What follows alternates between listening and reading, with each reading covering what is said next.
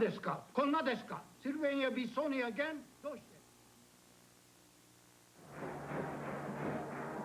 The captain's in the middle of the field now with the officials in today's game. The man in the white hat is the referee. His name is Bill Goff. Let's join them for the pregame conversation. As you'll see the coin toss, the mic is not working, we understand, so we'll just watch and find out what happens as you do. Auburn has won the toss. Remember that the teams have an option here as to whether or not to take the option to make a decision on kicking off or receiving. Normally, and what has happened almost all year, and even last year, is the team that wins the toss takes the option for the second half. I think that's what's happened here. Here is Auburn. They won the toss. They are going to receive. That's the first time we've seen it, as soon as I told you that.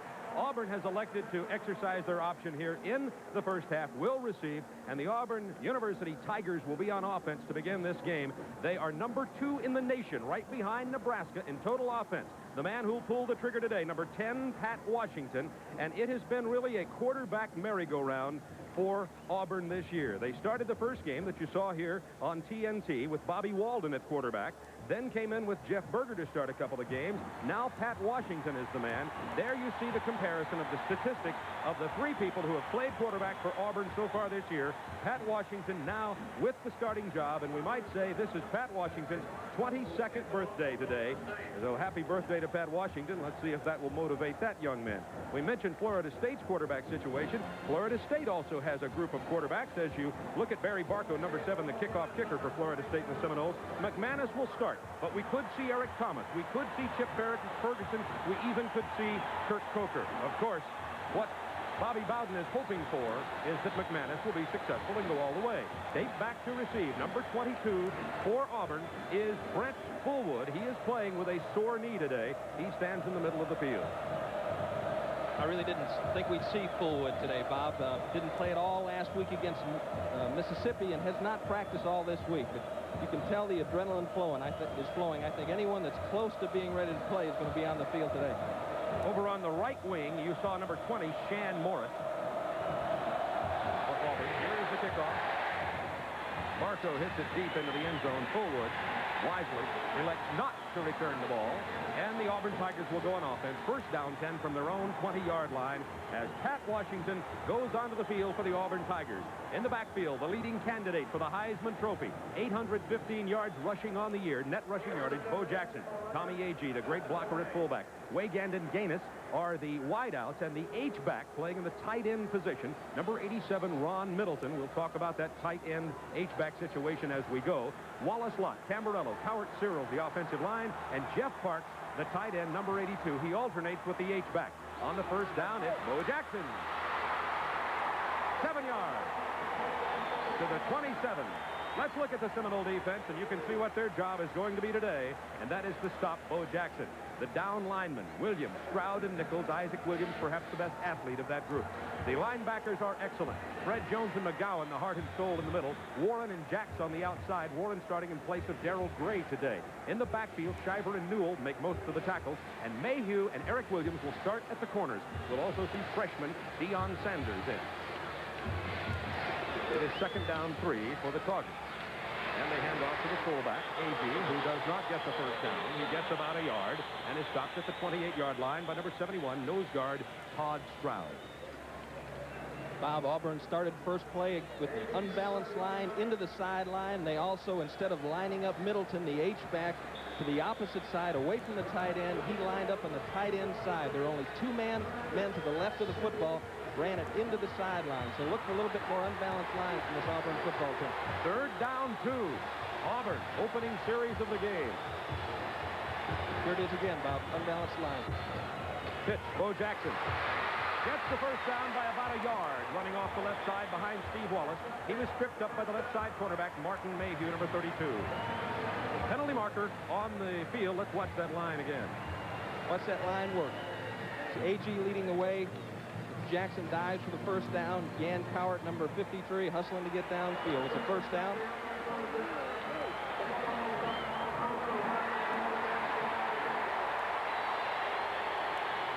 There's Bill Goss, the referee, who we understand is not wearing a microphone today, so we won't hear him, but that was a personal foul against Florida State, a very big penalty because it is tacked on 15 yards after the foul. It is moved to the 48-yard line. Good ball. Personal foul defense, 15 yards for first down. Well, there you go. He doesn't need a microphone. He's good, isn't he? What a voice, huh? He's doing that without a microphone. Nice work, Bill. Referee Bill Goss, who, as you can see, is, in fact, wearing a microphone, and now we have that settled. First down 10. Tigers from the 48-yard line of Auburn. Aided by the 15-yard personal foul penalty. Washington's first pass for short hopper. He's looking out for 14, Freddie Wagand. Pat Washington has an excellent arm, but he certainly didn't get that one underway very well. He goes 0 for 1. It'll be second down 10. It's the second first down situation they've had. They're now 50% on first down. One run, one pass. Wagand was open. He had Eric Williams turned. Washington just needs to deliver the ball on time. Second down 10 from the 48-yard line. Parks and Lemark Sellers in at the double tight end positions now. No H-back in the game on this play for Auburn. Out of the eye.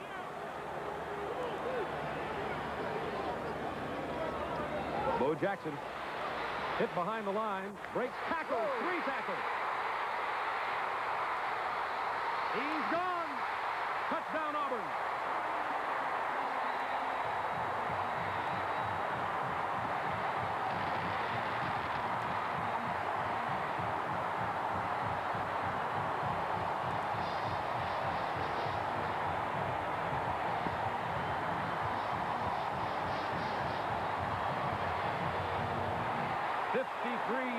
On that run for Bo Jackson. He has 64 on the day. In for the point after, number 2, Chris Johnson. And with less than 2 minutes gone in the ball game, Auburn draws first blood. Point after's good. That was Bo Jackson's 35th career TD, tying him with Joe Cribb for the best in Auburn history. We'll be back in just a moment. This is Turner Network Television.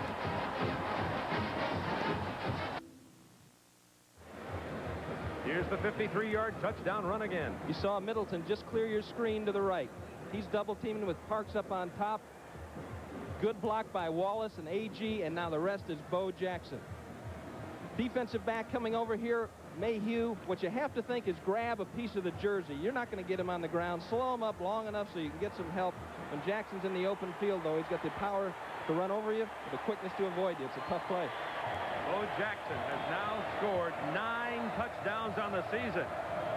And he's also, you didn't know this, but he's also a scholarship cheerleader. Working while the defense is out there in the special teams. 20 Ross, 44 Wells are back. In the back of the end zone, Florida State won't run it out. They'll bring it out to the 20-yard line. Scoring drive, 80 yards, 5 plays. The 53-yard TD run by Jackson.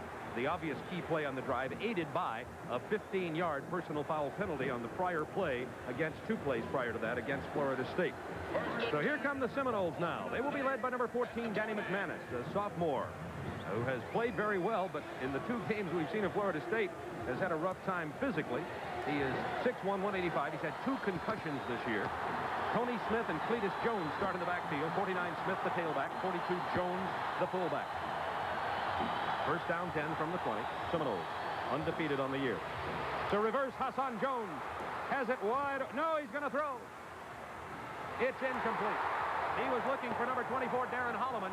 Hassan Jones had it wide open for a long run, but obviously the play call was a receiver pass option, and Hassan Jones threw it. The receiver, intended receiver, Holloman, covered very well. There you see the backfield. We've talked about all of them. The offensive line for Florida State, very good. Ionata and Dukes, very strong. Pat Tomberlin at 320 pounds, the right guard. He is a freshman. Lopez playing well also, and Pat Carter, a very good blocker at tight end. Pete Patton will trade off with Pat Carter. Pete Patton in the game right now. He wears number 96. Second down 10. Seminoles. McManus. Tony Smith has some running room. To the 50-yard line. Tony Smith on the right side screen. 74 Rocker with the tackle. 30 yards. This is something you've not seen much from Florida State this year. They've used a quick screen package, but not a slow developing screen like this. Auburn blitzing inside. Smith makes the catch. Now it's just running clean. Good hustle by the downfield receivers like Jamie Dukes hustling to get into this picture. We've got another barn burner on our hands, Bob. This is going to be one of those One just like the last 2 years.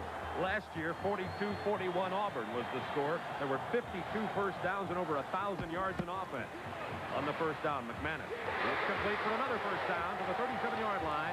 Pete Patton is tackled. And the Auburn defense is going to have to stop the passing game of Florida State. That was a 12-yard rush. 3 down linemen are Rocker, Hallman, and Williams. Robinson and Thomas, key men on the outside, particularly Robinson. He's a good pass rusher. Powell and Johnson are the safeties. Porter and Warren, there are the linebackers, McCurdy and Corrin. And we understand that Edward Phillips will be playing a lot. Johnson and Powell are the safeties. And it is Tom Powell who is down on the field, the injured player for the Auburn Tigers. Number 9. Tommy Powell, you see Tommy lying on the ground there. They're looking at his thigh. He's tied for third in the nation with interceptions with 4, total of 4, and he's really the quarterback of that secondary. They were going to do a couple things a little bit differently in this game, and I think they need Tommy Powell playing in order to pull off any changes. See if we can see the play that resulted in his injury. There he is making the tackle on Panton, number 9.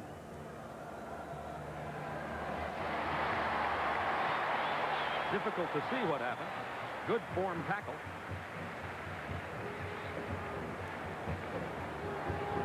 He looks like he's okay right now. Already there's been 100 yards of total offense in this game. So, it is first down, Florida State. Looks like Powell's okay. We'll keep a close eye on that young man as we go along. First down, 10, Florida State at the 36-yard line of Auburn. Auburn has already scored on a 53-yard Bo Jackson run.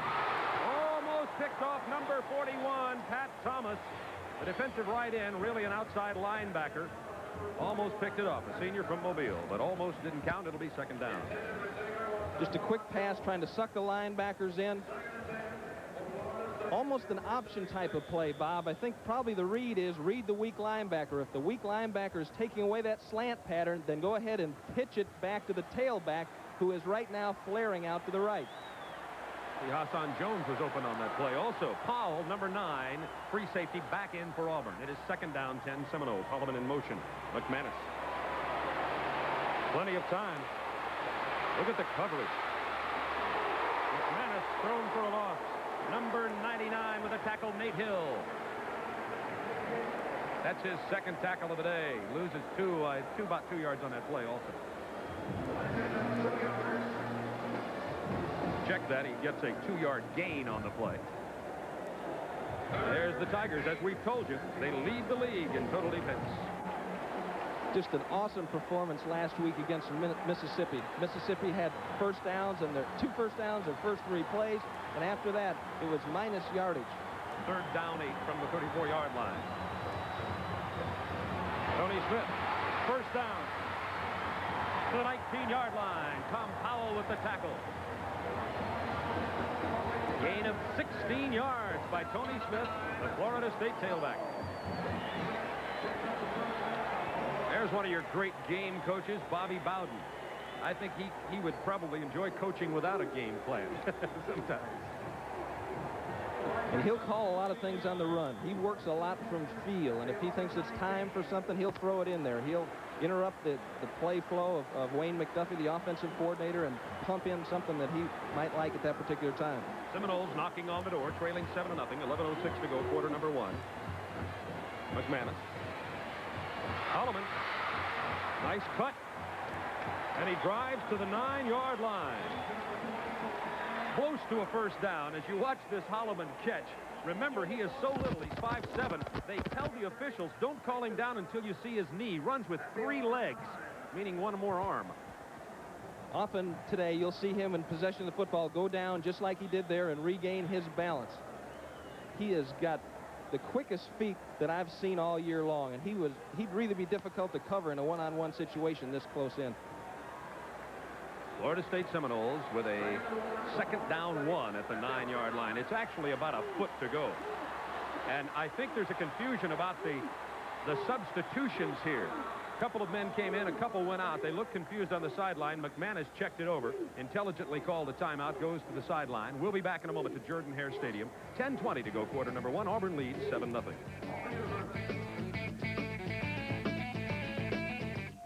Seminoles have an offense, too. Everybody's known that. Last year in losing, they even outgained Auburn. Here they have driven from their 20 to the 9-yard line of Auburn. It is second down 1. Double tight ends are Carter and White.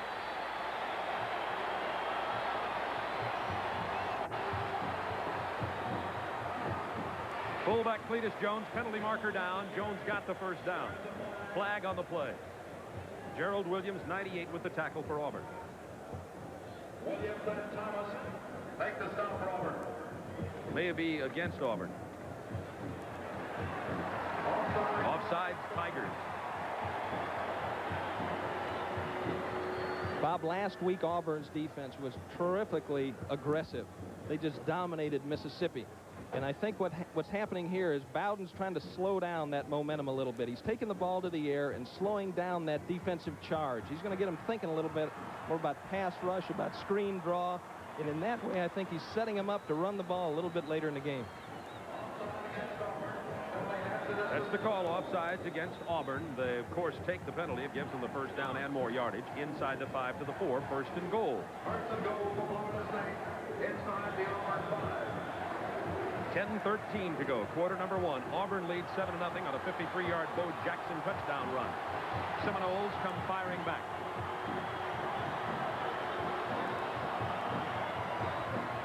Tony Smith, reverse, Holloman. Has it wide open. Touchdown, Florida State.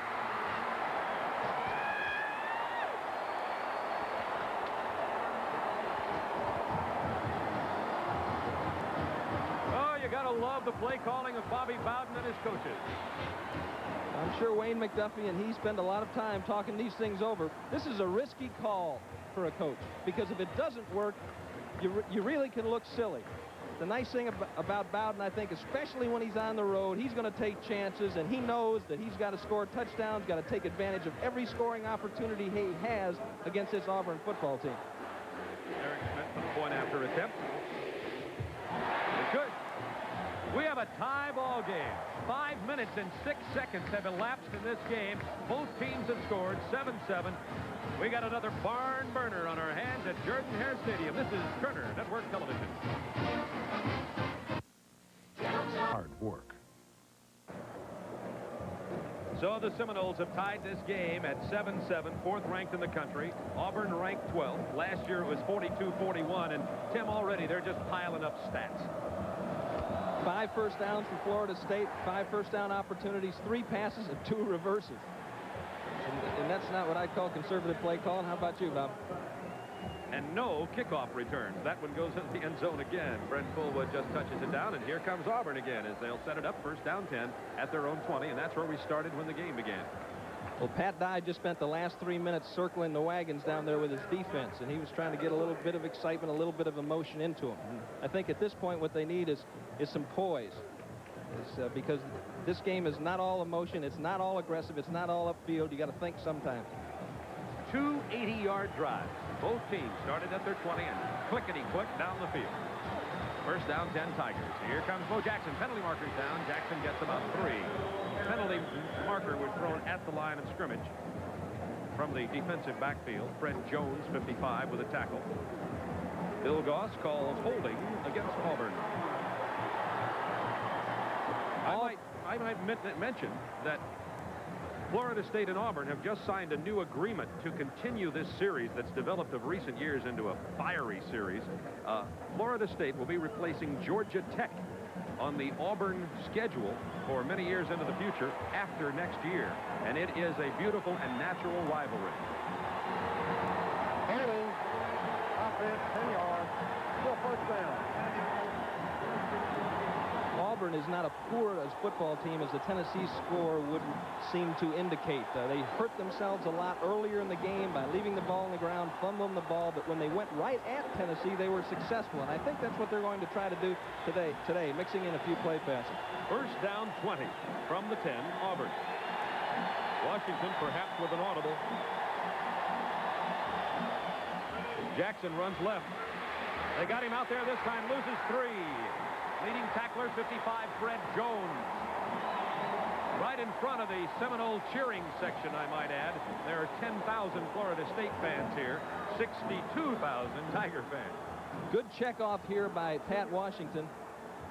Jackson has a little trouble getting started. Searles is pulling the other way, along with Cowart leading the way, but he tries to overextend and kind of trips, giving Jones time to get underneath and make the play. That's what you want to do with the great back, though. Get him running laterally. Keep him from turning upfield. Good hustle by Florida State's defense. Second down, 22, Auburn. Jackson again, right up the middle, hit behind the line and stopped at the 9-yard line. You see 17 came away with the ball, Eric Williams, but it was after the whistle had sounded, and we will have third down, 21 for Auburn. In a game like this, a running back earns the headlines in the papers. You're not going to see many out in the open 60-yard dashes in a game like this, I don't feel. Most of the running is going to be tough up inside, 4 and 5 yards, and you're going to take several shots each time you touch the football. For most teams, an obvious passing situation, but Auburn's inside their 10, and Auburn has Bo Jackson. Let's see what Washington does. Gives it to number 30, fullback Tommy Agee. He's knocked down at the line of scrimmage. This Seminole defensive unit fired up after holding Auburn. You might, however, blame or credit Auburn with the biggest defensive play, and that was the holding call. Watch this hole open and close here. You see Jeff Lott, number 66, trying to drive out Todd. Stroud can't do it. Tries to pop back to the outside, and careful, Stanley. Shiver, you can get called for spearing in that situation. Seminoles will go after the punt. Lewis Colbert's one of the best in the country at punting, however. Here they come. He gets it away. Deion Sanders back to take the punt, but it goes out of bounds. Up near midfield. It was a beautiful punt off the foot of Lewis Colbert.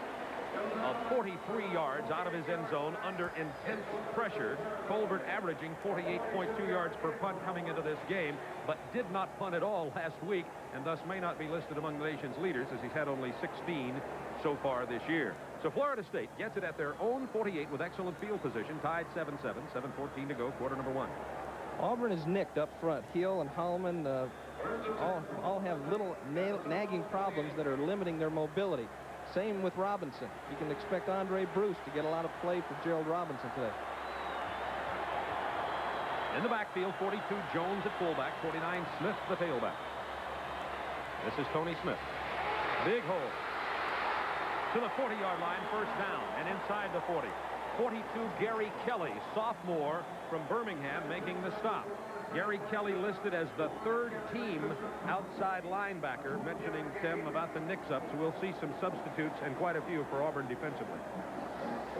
This is the healthiest Florida State has been all year. They've been damaged and players hurt ever since they came to camp in the fall. But right now, everyone is healthy, with the exception of Sammy Smith, who's got a bad ankle, but he wouldn't have been a big factor today.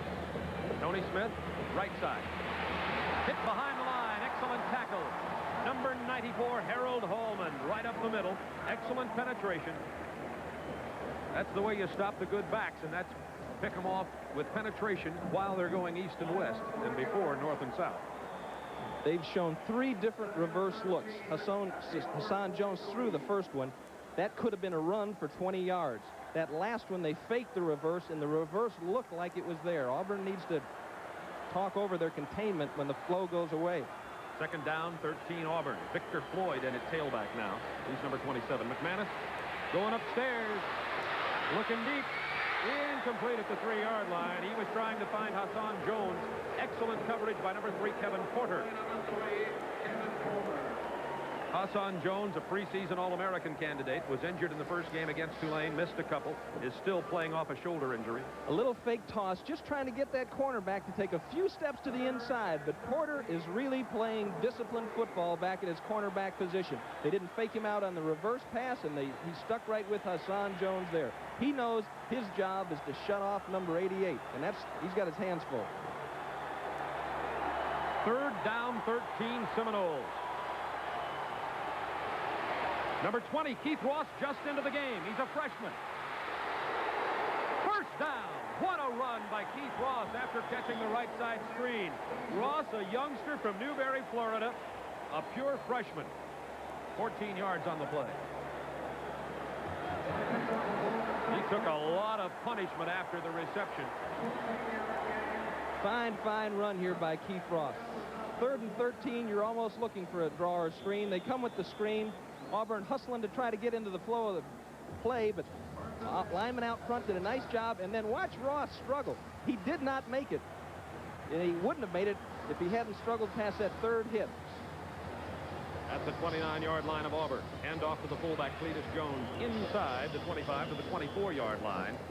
And you're going to see the results of a great recruiting year for Florida State today with Victor Floyd and Keith Ross and so many of the freshmen. When Florida went on probation, Florida State got a lot of the good Florida athletes. And Auburn and Florida State had perhaps 2 of the best 5 recruiting years in the nation last year. Pat Dye on the sideline, obviously concerned about Florida State's ability to move the ball in his defense early in the game.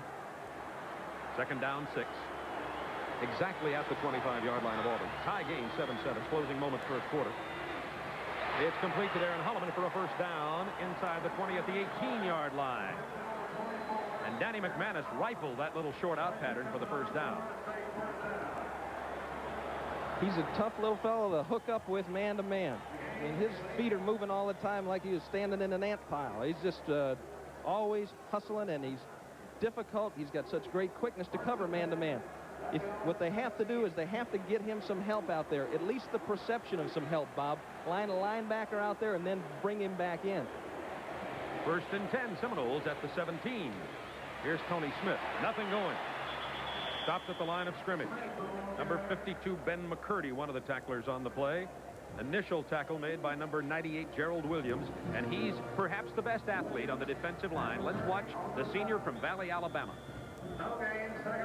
Nice job. He tries to close the hole from the outside, gets knocked off his feet, but continues to scrap and crawl, gets there to make the play. Good hustle, Gerald.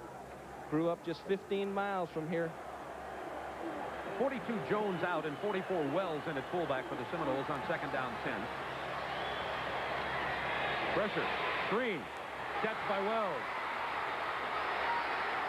To the 10-yard line. 2 yards shy of the first down goes Chuck Wells, the sophomore from Jacksonville. 45 Warren, number 9 Powell with the tackles.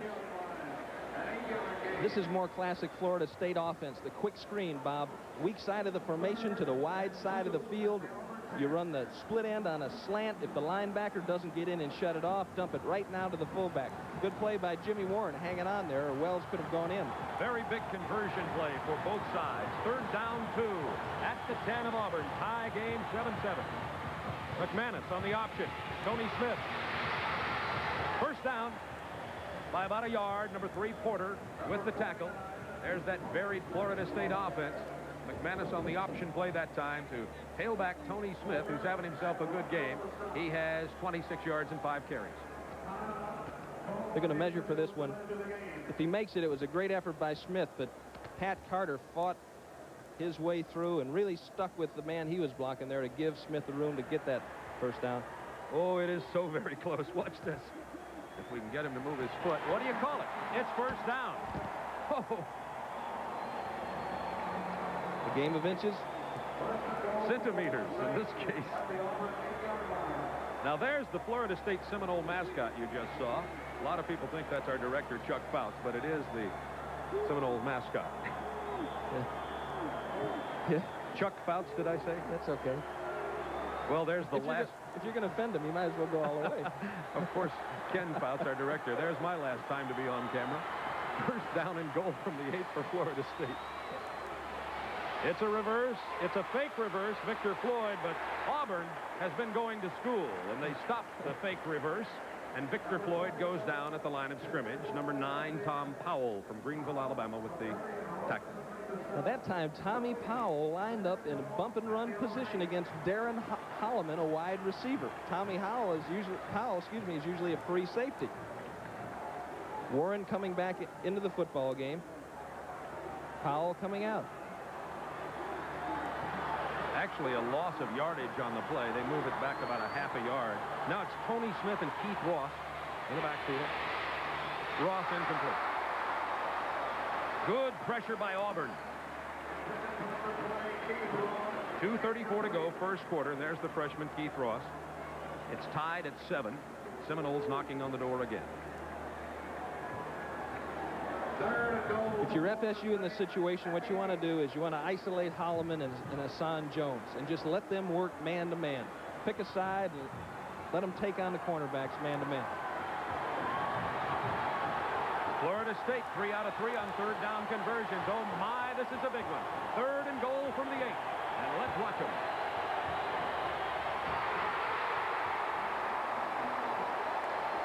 McManus with a bobbled snap from center Dave Schwenker.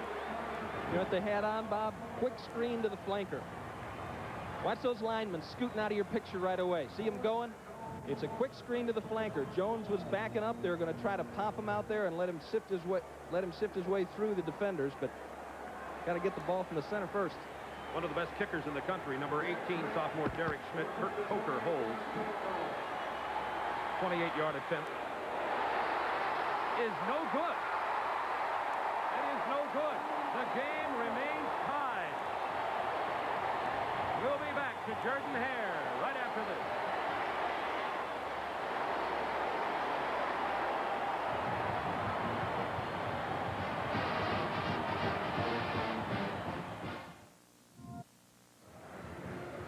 Schmidt had been perfect from this distance. Let's see what went awry.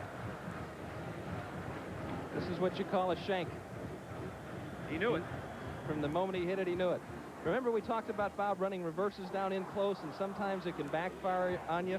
That's kind of what happened on that particular series of plays. Florida State lost a play, really, with that reverse. Bobby Bowden may have gone with that reverse well once too often. As you said, Tim, if it works, he's a hero, and if it doesn't, guys like you and I can say, maybe he went to the well once too often. On first down, Auburn, Pat Washington, under pressure, dumps it out incomplete. It'll be second down 10. And look at that one. A good one happening at Gainesville. Tennessee and Florida tied in the second quarter. We'll be seeing Tennessee, Alabama on many of these TNT stations next week in Birmingham. Florida State defensively, Mickey Andrews chose a safety blitz. They were in man-to-man coverage on the outside, even bump and run down here. Look at that, 8 first downs for Florida State, but now this is only the second time Auburn's had a chance to really run at it, the third time, so those stats will definitely go up on a 2nd and 10. Now Bo Jackson hit at the line of scrimmage. Bo Jackson on his 3rd run from the line of scrimmage, ripped off 53 yards for a touchdown. Since then has been bottled up. Let's go to Atlanta for a college football update from our studios. Thank you, Bob. It was North Carolina State 10-0 over Pittsburgh when John Congemi throws the option pitch to Charles Gladman. He sweeps left for the score. The point after was good. Pittsburgh narrows it to North Carolina State 10, Pittsburgh 7. Back to you, Bob. By the way, Alec Hawkins, Don Shula was talking to Tim Foley last week and had a compliment, did he not? Right, he said that he couldn't believe how distinguished you look, Hawk. Alec, a former player of Don Shula's in Baltimore, at Washington. It's picked off. Number 17, Eric Williams. Touchdown, Florida State.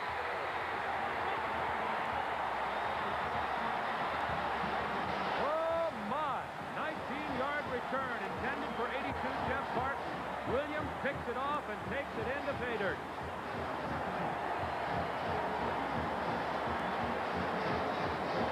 His 2nd interception of the year. And Auburn's turnover problems continue to plague them. They are last in the league in turnovers.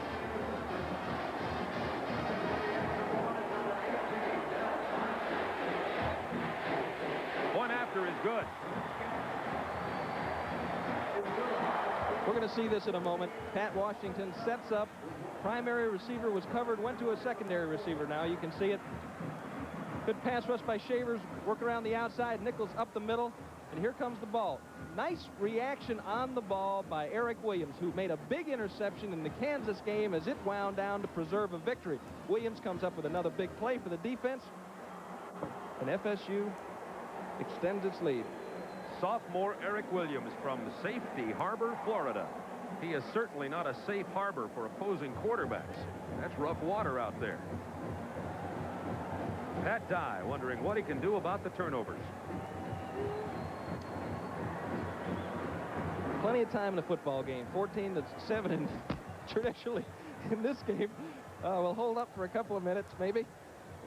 A 30-point lead might be safe in this game, but last year Auburn had a 16-point lead and saw it melt away before they held on for the 42-41 tie, 42-41 victory. 1:09 to go, quarter number one. That's the, I'm just adding these up, Tim Foley. That is the 10th interception on the year in only 4 games and 1 quarter thrown by the 3 Auburn quarterbacks. It's amazing when we first talked to Mickey Andrews and Bobby Bowden about their defense.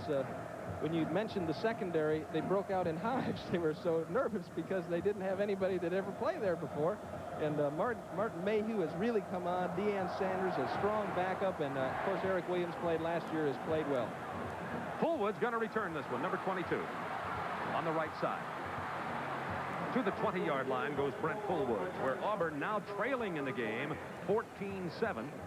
Funny game, football. Auburn puts together a very good drive, stalls at the 10, at the 11, misses a 28-yard field goal attempt, Florida State, I should say. Then they come right back and get the touchdown, where you at least expect it on an interception. There's a young man under pressure. 3 quarterbacks here at Auburn, Washington, Berger, Walden, all have started during the year. Washington tabbed to start the last 2 games, and now he's thrown his 4th interception of the season. I wouldn't say that was his fault, though, Bob. That was an excellent play by Eric Williams. Penalty marker on the field. Confusion in the Auburn offense. It seems as though Reggie Ware was going to replace Tommy Agee on that series, and he wasn't in the football game. He only had 10 men on the field. Florida State almost had a problem with that previously and called timeout. McManus called timeout at this spot, but Washington didn't know. Bo Jackson says, "Wait, give me some help back here." That's unfortunate. It's only 14-7. There's been a lot happening here, though, in the first quarter, and you could feel a lot farther behind than 14-7. The idea here now is to just relax. We moved the ball, and the first time we had it, we moved the ball right down the field and scored. Let's just go back to our game plan, folks. No big deal. Our defense will get their act together. They'll be able to shut down Florida State. Let's score some points. You see Pat Washington talking to the coaches on the sideline. He is 0 for 3 today. Bo Jackson just moved up in the Auburn career rushing stats. Past Joe Cribbs to number 2 behind James Brooks. Oh, what running backs they've had here. 2 great coaches going after each other today. Bobby Bowden is 11th on the winningest active coaches list, and Pat Dye is number 13. So they're both fine coaches. Dye is got an accelerated success program going here at Auburn since he arrived in 1981. Bo Jackson on the first down. About 8 yards. Bo Jackson on student body left. Bo Jackson with 69 yards on the day now. It was McGowan and Nichols. 38 McGowan, the real star linebacker for Florida State, and he'll be looking after number 34 all day long. Nice play by Alfonso Williams. He strung the play out, permitted Jackson from turning it upfield. And the corner is what you've got to protect with a guy like Jackson. If he gets there and turns up, now you've got big, big trouble. They're giving Jackson 7 yards on the previous play. It'll be 2nd down 3 with 23 seconds to go the first quarter. Hand off to the fullback. And number 36, Reggie Ware, gets the first down to the 31. They stop the clock there with 16 seconds to go in quarter number 1. The fullback position has really been overlooked as an offensive weapon on this Auburn team, but gee whiz, AG has averaged over 5 yards a carry, and Reggie Ware, he's a kind of a running mountain. He's 6'3", 245 pounds. They say he runs a 4.6, and I wouldn't volunteer to get in his way. I don't know about you. Auburn has the guns. They have the weapons. The idea is to get them pointed at the enemy. And that's the end of the first quarter. Bo Jackson finishes the first quarter with 68 yards and 153-yard touchdown run, but Florida State leads 14-7. This is Turner Network Television. For comfort, innovation, and a real commitment to quality, it's today's Buick. You know, I'm glad you got back here, Bob. I was a little bit worried about it. My friend here just was learning how to speak Russian this week. He was over getting ready to do some work over there. In Moscow, the Soviet Union, for a week as we prepare for the Goodwill telecast on many of these TNT stations next summer. It is good to be at Auburn, Alabama this Saturday afternoon. Bo Jackson, flag on the play. Jackson down at the 34. First play of the second quarter. Florida State leading 14-7. This is Bob Neal with Tim Foley. As you look at our first quarter statistics, and it's been mostly FSU after that first drive by Auburn with the 53-yard run by Jackson. And Tim, if you take away the Jackson run, penalties offside Seminoles, take away the Jackson run for the touchdown, and FSU has really stuffed Auburn thus far. They've done a nice job, but the next Auburn hasn't had the ball that much, really. The next series, they started off with a holding penalty, which put them in the hole. They were deep in their own territory. They couldn't try anything fancy. The idea is just punt it and hold FSU. Defense lined up offside, 5 yards, still first down. You heard the explanation there. Excuse me, referee Bill Goss. During the game, we're going to show you this Auburn unbalanced line. That time they lined up in it again, both tight ends to the wide side of the field, and Cyril's was the last man on the line of scrimmage. First down 5 from the 36-yard line of Auburn, trailing 14-7. Jackson to the 39-yard line, a couple of yards short of the first down. Jesse Solomon, number 57, from the linebacker position, a senior from Madison, Florida, with the stop for the Seminoles. And I think that's what Jack Crow would like to do on every play. Just run Jackson up in there, run Ware up in there, and AG up in there, and Fullwood and Stewart, and they've got a lot of horses in their stable, and just control the football. You keep Florida State's offense off the field. 8 carries in this game for Bo Jackson. They wondered how many times he could carry out of the eye. He said as many times as you want. 50 a game, fine. Had 108 coming into the game.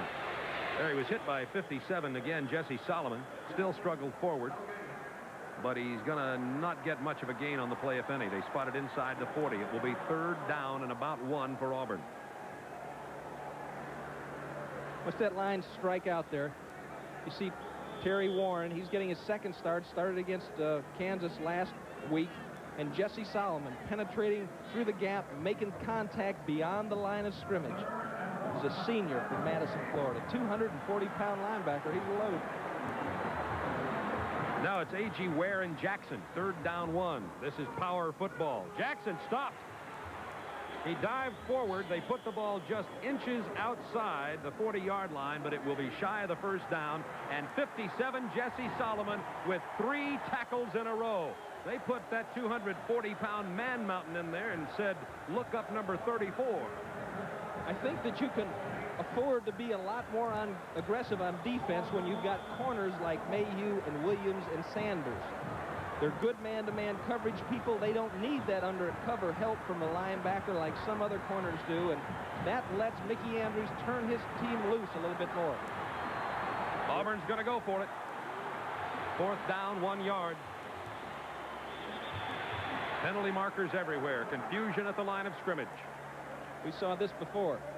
It was merely a shift by Auburn, just a ploy to try to draw Florida State offside. And it worked.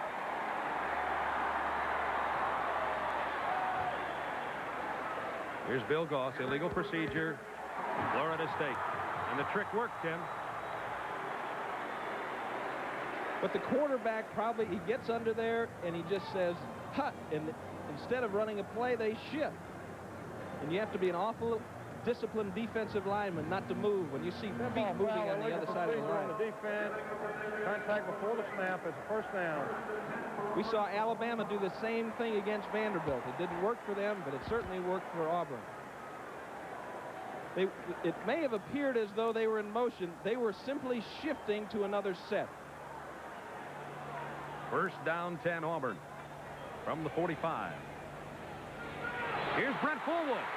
He's wide open to the 31-yard line. Greg Newell with a tackle. Jackson out. Fullwood is playing on a sore knees in there. And Fullwood averages nearly 9 yards a carry. He can scat it. That's a 25-yard romp right there. I'm not sure the Florida State coaches like to see Jackson out of the football game. I think they're just as afraid of Brent Fullwood as they are of Bo Jackson. When you talk to Jim Gladden and Mickey Andrews, they really respect that young man's ability and his intensity. Came into the Tennessee game when it was all over and just kept sticking it on up in there. 11:58 to go, second quarter. Florida State 14, Auburn 7. Tigers on the move. Fullwood to the 29 and hit hard. Initial hit by 55 Jones. Fullwood's the junior from St. Cloud, Florida. He has 26 yards and 2 carries. Jackson, by the way, on the day, 10 carries, 74 yards. Pat Dye picking up a gray hair every now and then. And if you're in this business, it's impossible not to. You know, it's much more fun rebuilding a program than it is trying to hang on to a #1 rating. A lot more pressure. Second down 9, Auburn at the 29 of Florida State. Here's Fullwood, tripped up, still gets about 5 or 6. But it was 57 Solomon who went over to trip him up way back there at the line of scrimmage. Solomon limping off the field, by the way, on the far sideline. The substitute who had come in and played so well. He's going to go over and talk to young Don Falls, trainer of 29 years at Florida State.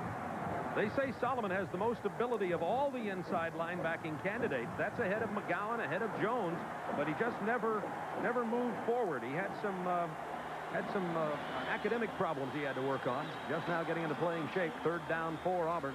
The fullback Ware. Oh, he's a truckload, close to the first down at the 20. Takes his 240 pounds forward. It's a game for men in the trenches today, Tim. It really is, Bob. You get Tamburello and Lott blowing out on you along with Yan Cowart, and you give the ball to a guy that weighs almost 250 pounds. He's going to gain some yardage. You look at Solomon, that's a re-injury of a previous knee injury.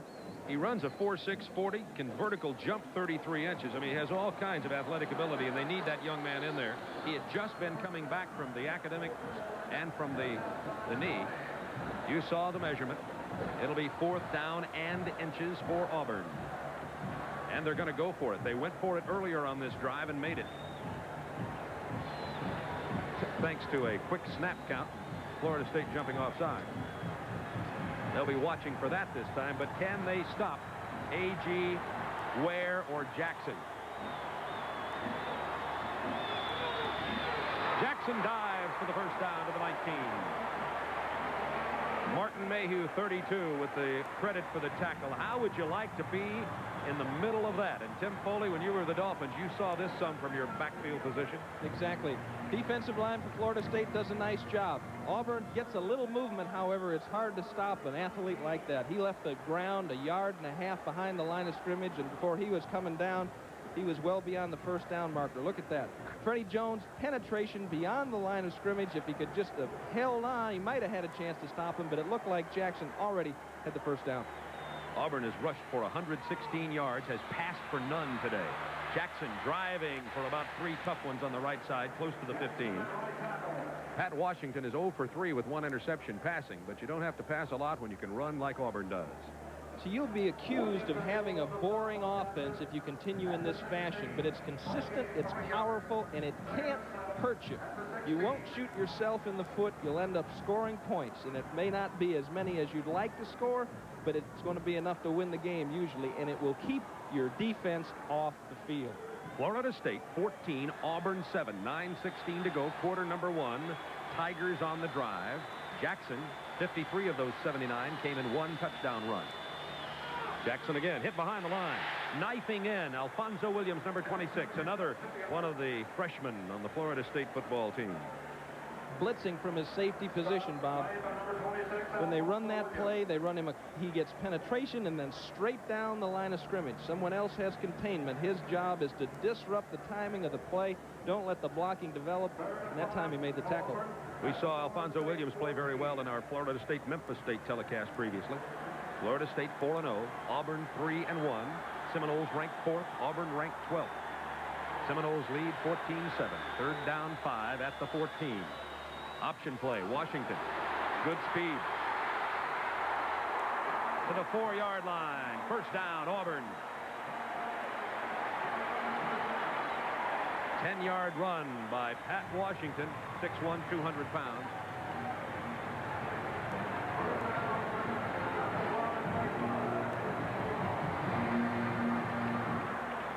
Tim, Auburn has obviously solved something in their ability to move the ball. The last 3 drives they couldn't. This time they can. Well, they're just running the football. They haven't had any penalties on this drive. They've just played mistake-free football, knocking off 4 and 5 yards at a crack. Fullwood, A.G. Ware in the backfield. Fullwood. Denied the goal line. Martin Mayhew gets credit for the tackle. In talking to Jack Crow, the offensive coordinator, he really felt that the personality of this team was more like that of a lineman. Just go right after people. None of the fancy schmancy stuff. Just let us take the ball to them. And that's what they're doing right now. And they've got a nice scheme going up front. Dye and Crow and the coaches have designed a nice scheme up front of blocking that gets them overloaded and sometimes outmanning Florida State's defense. Oh, it's going to be good on the line of scrimmage this time. On the goal line, Reggie Ware. Behind Tamburello and Lott. Reggie Ware's second touchdown of the year.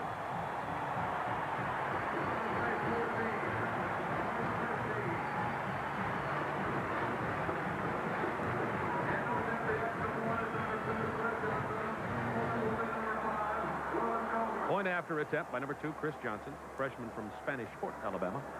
Auburn continue to search for a stalwart kicker.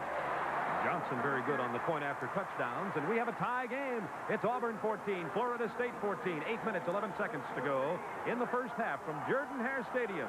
85 degrees, partly cloudy. We'll be right back.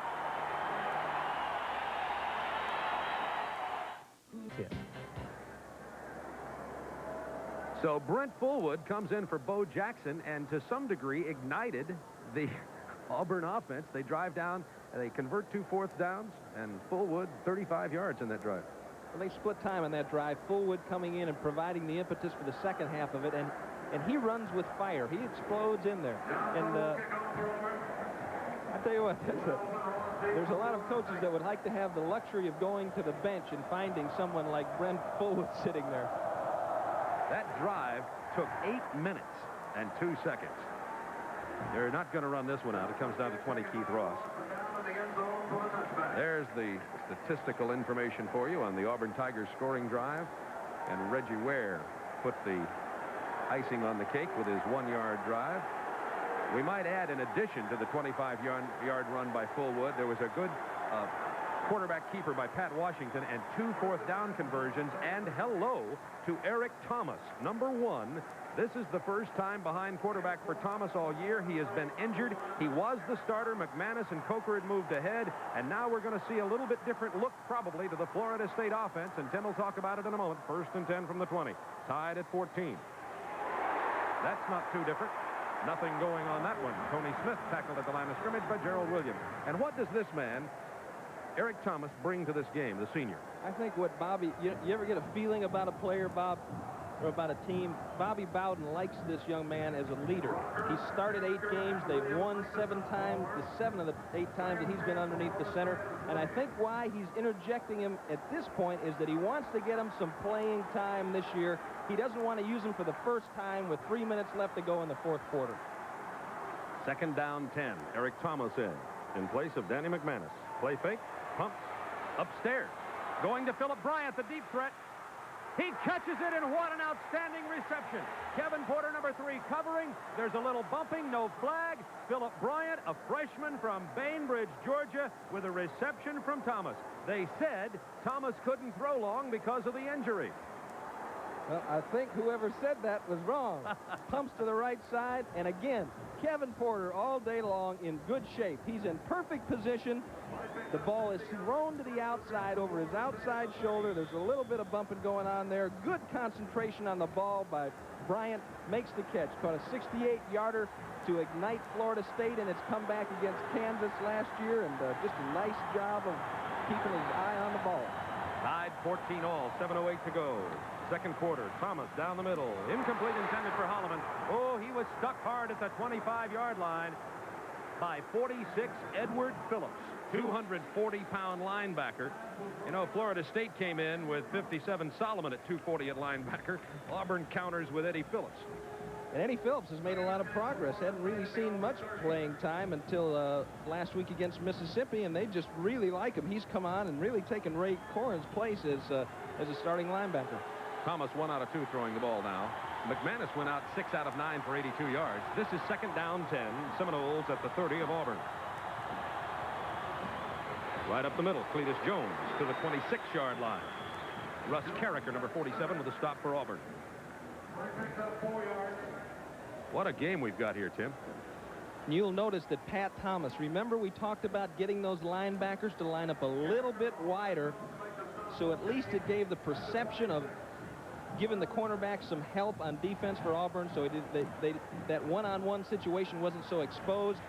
Thomas is lining up a little bit wider now and is in a position to help both Warren and Porter. 3rd and 6. Wells, Smith, and Bryant in the ball game from the 26-yard line. Eric Thomas hands off to Wells to the 25. Nothing going. Andre Bruce, number 93, with a stop for Auburn and the Auburn defense. After a 61-yard pass completion from Eric Thomas to Philip Bryant, has really closed the door on the Seminoles, and now we're going to have a field goal attempt here by Derek Schmidt. They will put the ball down at the 32. That means it is a 42-yard field goal attempt. Schmidt missed a 28-yarder earlier on the season. Coming into the game, he was 7 of 9. Bad snap. It's up. It's good. There's a penalty marker down. Great job by Kirk Coker on handling the bad snap, and a good follow-through by Schmidt. But hold it here. Let's see what the penalty is. It was 4th down 5. It looks like a long 5. I don't think it would have given them the first down anyway. It appeared to be offsides. We'll just hold here and check into their official, Bill Goss. Defense lined up offside. Field goal is good. The penalty will be assessed on the kickoff. Here's a great job by Kirk Coker on a fumbled snap.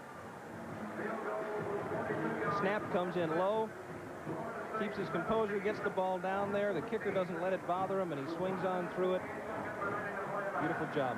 5:48 to go, first half. Florida State 17, Auburn 14. This is Turner Network Television. Kyle Collins, Jeff Parks, the tight end, Jamie Dukes, John Ionata, Dave Schrinker are all stars in the classroom, among some others, for Florida State. A lot of good student athletes out here on the field today, folks. Here's a good picture from our TBS Sports camera. You're the receiver. This view from the end zone. See if you can catch this one. No, you couldn't because it drove you out of the end zone, but a nice job handling the ball, folks. You and Brent Fullwood did a nice job on that. There's the scoring drive, 45 yards, 6 plays. The key was the long pass, the big play, the 50-yarder from Thomas to Bryant. 2 minutes, 23 seconds. The yardage isn't exactly correct on that, I don't think, because we had at least a 50-yard pass play in there. But nevertheless, you get the idea. They got a field goal out of it and lead 17-14.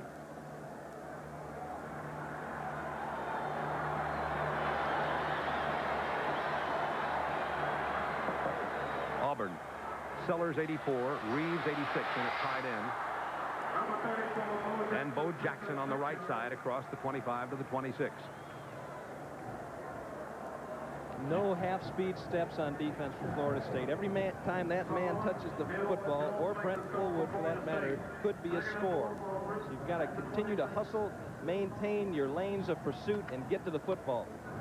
You know, and it's against, when you have a running back like that, a reverse is not a bad idea because teams are so concentrating so much on pursuing to the football and getting there that sometimes they'll forget their reverse responsibilities. Second down for Auburn from the 26. Knocked out of bounds at the 29-yard line. Bo Jackson hit by number 40, Greg Newell.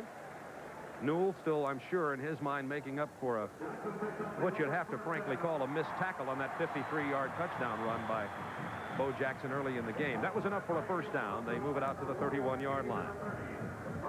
Exactly 5 minutes to go in the first half.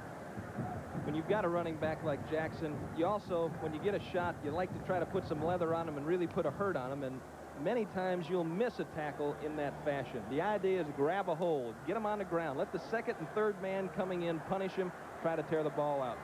And here's Brent Fullwood in place of Jackson, number 22. Not going to go this time, though. The toss is complete over on the left side to Trey Gaines, number 19. And he's out of bounds at the 36-yard line. That is the first pass completion of the day for Pat Washington and Auburn. By the way, Fred Jones for Florida State, number 55, is out with a sprained knee for Florida State. Let's check on who's in there for him. We have McGowan at one of the linebacker positions, and we'll check the other one. This is a critical position for Florida State. Looks like number 46, Felton Hayes, a freshman. And that's correct. Hayes and McGowan, the linebackers. Second down for Auburn. Washington. Here it comes to 14, Freddie Waygan. He's got nothing but green grass. And number 40, Newell gets the block. Deion Sanders finally chases him down at the 10. Freddie Waygan, the sophomore from Gadsden, Alabama. And Pat Dye pulls a little Bobby Bowden on Bobby Bowden's Seminoles. I think they're listening to the broadcast here, but we just got through talking about reverses, and here it comes. They're on play action back into the sideline, and here comes Waygan to the wide side. He's tooling down the sidelines here, and now he throttles back. He's waiting for the lineman to catch up. Jeff Lott shows up. He gets the sideline. If it's not for an excellent effort by Deion Sanders, he's got 6. To the 9-yard line, a run of 55 yards. First down goal, Auburn. Bo Jackson avoids one tackle. Look at his change of direction to the 5.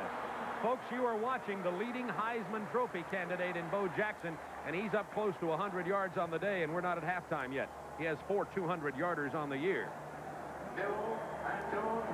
Those are moves that you see only the great ones make, even though it was just a 5-yard run.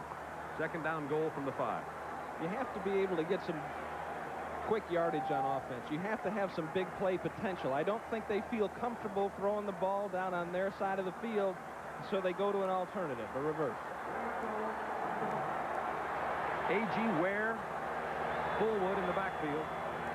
Fullwood hit hard. Fred Jones, 55, is back in despite his sore knee. A good job by Stanley Shiver, again, on a safety blitz, slicing to the inside, turning that running back to the outside.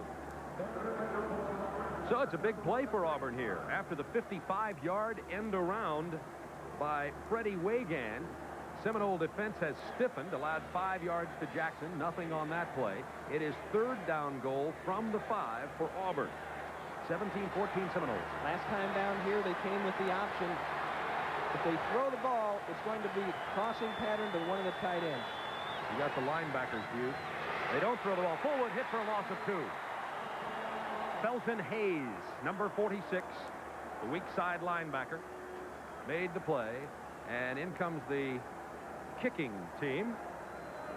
Number 8, Chris Knapp, will come in to attempt the field goal for Auburn. This is frankly a problem area for Auburn. This should be a chip shot. They'll spot it at about the 24, so it's a 34-yard attempt. But remember, Derek Schmidt missed a 28-yarder earlier for FSU. Knapp is 2 out of 2 kicking. They've been short ones. This one's good. We have a tie game, 17-17. 2:35 to go in the half. Hold everything. Penalty marker on the play. It's offside Seminoles. It'll be declined. Field goal count, 17-17. We'll be right back.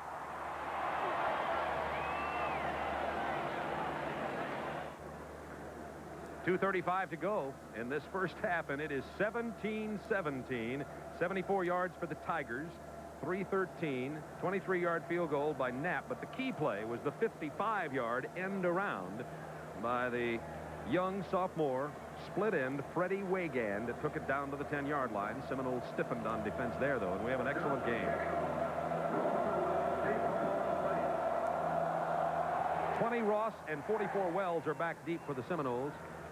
It will not matter, though, as the ball is hit out of the end zone. Good job of kickoff kicking by Chris Johnson, another freshman kicker for Auburn. So the Seminoles bring it out to their 20, first down 10, with 2:35 to go in the half. And the way we've been going, that's plenty of time for both teams to have 80-yard drives. Right, yeah. Could be 30-0 by the time the half's over. I'd like to say hi to Chris Carrick. He's watching from Charleston, South Carolina, from the hospital there, and had a freak accident that lost some fingers on his left hand, but he's got a great spirit. He'll come back strong. First down 10 Seminoles. Eric Thomas at the quarterback position. We're tied at 17. Here's Tony Smith. Gets a couple of blocks. Look at the pursuit. Now that's great play both ways. Excellent defensive coverage by Auburn and some intelligent running and block usage by 49 Tony Smith for only a 3-yard gain. The type of defense that Auburn is playing is more susceptible to being attacked during through the air, as you see Tony Smith limping off the field. Freshman 27 Victor Floyd in there in place of Smith. We'll check on Smith's ankle. See how that is. Looked like an ankle. 2nd down 7 Seminoles. 96 Panton tight end switches over here to the near side. Pitch to Floyd, the freshman. Cuts against the grain. Nice move. To the 38-yard line. Oh, these teams are so loaded with talents on both sides of the ball. Victor Floyd, the freshman from Pensacola. Look at this move here now. He takes it back. He beats Gerald Williams. Now takes it upfield, and he ducked inside a couple other folks. Tommy Powell back there. Arthur Johnson comes over to clean up on him as Porter arrives. They spotted just outside the 37-yard line. 1st down 10 Seminoles. 1:31 to go. First half tied at 17. I'm continually amazed with the ability and poise of some of these freshmen that we're seeing, Bob. Here's Victor Floyd again. Hitting the backfield this time. Nothing going. Down at the 33. Excellent penetration by 94 Harold Hallman.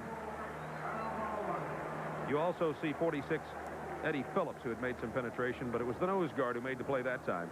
Loss of 5 on the play.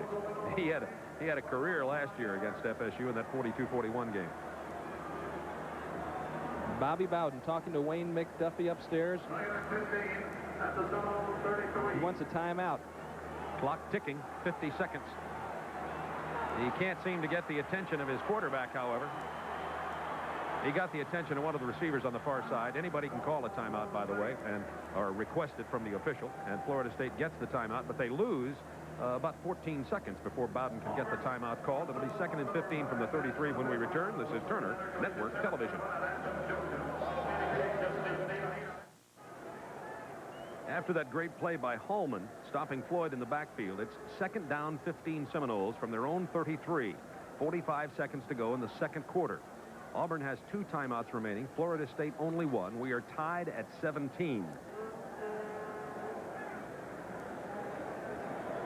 45 seconds. Let's see. Florida State can probably get underway 15 to 20 plays in 45 seconds the way they've been playing today, and Auburn can come back and start a drive. Let's see what happens. They split Hassan Jones and Darren Holloman wide to the left side. Split their backs in the backfield. They're Wells and Floyd. Eric Thomas under pressure. Incomplete. Attempted for Chuck Wells, but Wells intelligently dropped that forward pass. He'd have been thrown for about a 5-yard loss had he caught it. Excellent quarterback pressure from Gerald Robinson, who frankly has not been playing a great deal in this game, but he is really the best quarterback pressure player on the part of the Auburn team, and he showed you why right then against the very mobile Eric Thomas. So now we're down to 3rd down 15, 37 seconds remaining in the half. Auburn may have an opportunity to have this ball again unless Florida State can convert 15 or more yards on this play. Auburn's got a special defense that they sometimes use in passing in possession situations like this, but they don't seem to be lined up in it. Watch down the middle, about 15 to 20 yards deep. Robinson. It is complete to Hassan Jones. To the 42-yard line, 1st down, 28 seconds remaining, and the clock stops. Excellent pressure, but Thomas stepped up there and avoided the pressure from Robinson and completed it to Hassan Jones. This area was open on the play before, and Hassan Jones finds the open area as Thomas avoids the sack from Robinson. Robinson just not mobile enough. His ankle is bothering him, and he just can't generate the mobility to make the play. See, he can't make the turn to grab Thomas. Look at that. What an effort. But there was such a wide open gap down the middle at 20 yards deep. Jones had time to run to the football. And that's why Bobby Bowden likes that young man right there. Just, you know, the guts to stand in there and let that one go. I'd have been digging for grass. Eric Thomas had injured his shoulder, had been really out of the quarterback position and picture for Florida State. It was McManus, Coker, Chip Ferguson, a freshman. He was even moved to wide receiver because he's such a good athlete and because Bowden feels that his presence on the offensive team is so important. Thomas starts healing slower and then more fast. then has a good week of practice or two. And Bobby Bowden said, frankly, he didn't know exactly what to do at quarterback coming into this game. Decided to start with McManus, but said, don't be surprised if you see us with Eric Thomas. And he has come in here and played well in relief. Next week, we're very happy to report that we will have the Tennessee-Alabama telecast at 12:30 Eastern Time from Birmingham. Tennessee playing Florida. They were tied 0-0 last we heard. Alabama playing Penn State later today. 28 seconds to go in this half, first half. 1st and 10, Seminoles from the 42. Thomas with a lot of time. Hit from behind. Just as I said it, here comes Andre Bruce. Thomas was winding up, looking deep for Jones, who was deep and open a little bit, but too much time required, and Eric Thomas was really slammed from behind. Thomas looking downfield. He's going to the outside. The receivers are breaking in. Now back out to the corner as he releases the ball. Didn't have enough time to get it off. Good pass rush by the Auburn front. But, Bob, I'm telling you, that area is still open down the middle. Unless Auburn goes to that defense where they let Tommy Powell sit in that slot, they can get it in there on him. Well, this will be 2nd down 10 from the 42-yard line of Auburn. 22 seconds remaining in the half. Florida State has no timeouts remaining. Look at those passing statistics. 30 Holloman and 27 Floyd in the backfield. Play fake. Wide open, Bryant. Down to the 23-yard line. Clock will stop at 13 seconds for the sticks to move. Remember, Florida State with no timeouts. It is tied 17-17. 13 seconds to go until halftime. Play was called in the previous huddle. Everybody lining up. Clock has not started yet. Now it starts. 12, 11, and ticking. Thomas throws it out of bounds to stop the clock with 8 seconds to go. This is definitely field goal range for Florida State. There are 8 seconds remaining in the half, and I believe Bobby Bowden is deciding to send Derek Schmidt in. Derek Schmidt hit a field goal earlier of 42 yards, but missed a 28-yarder.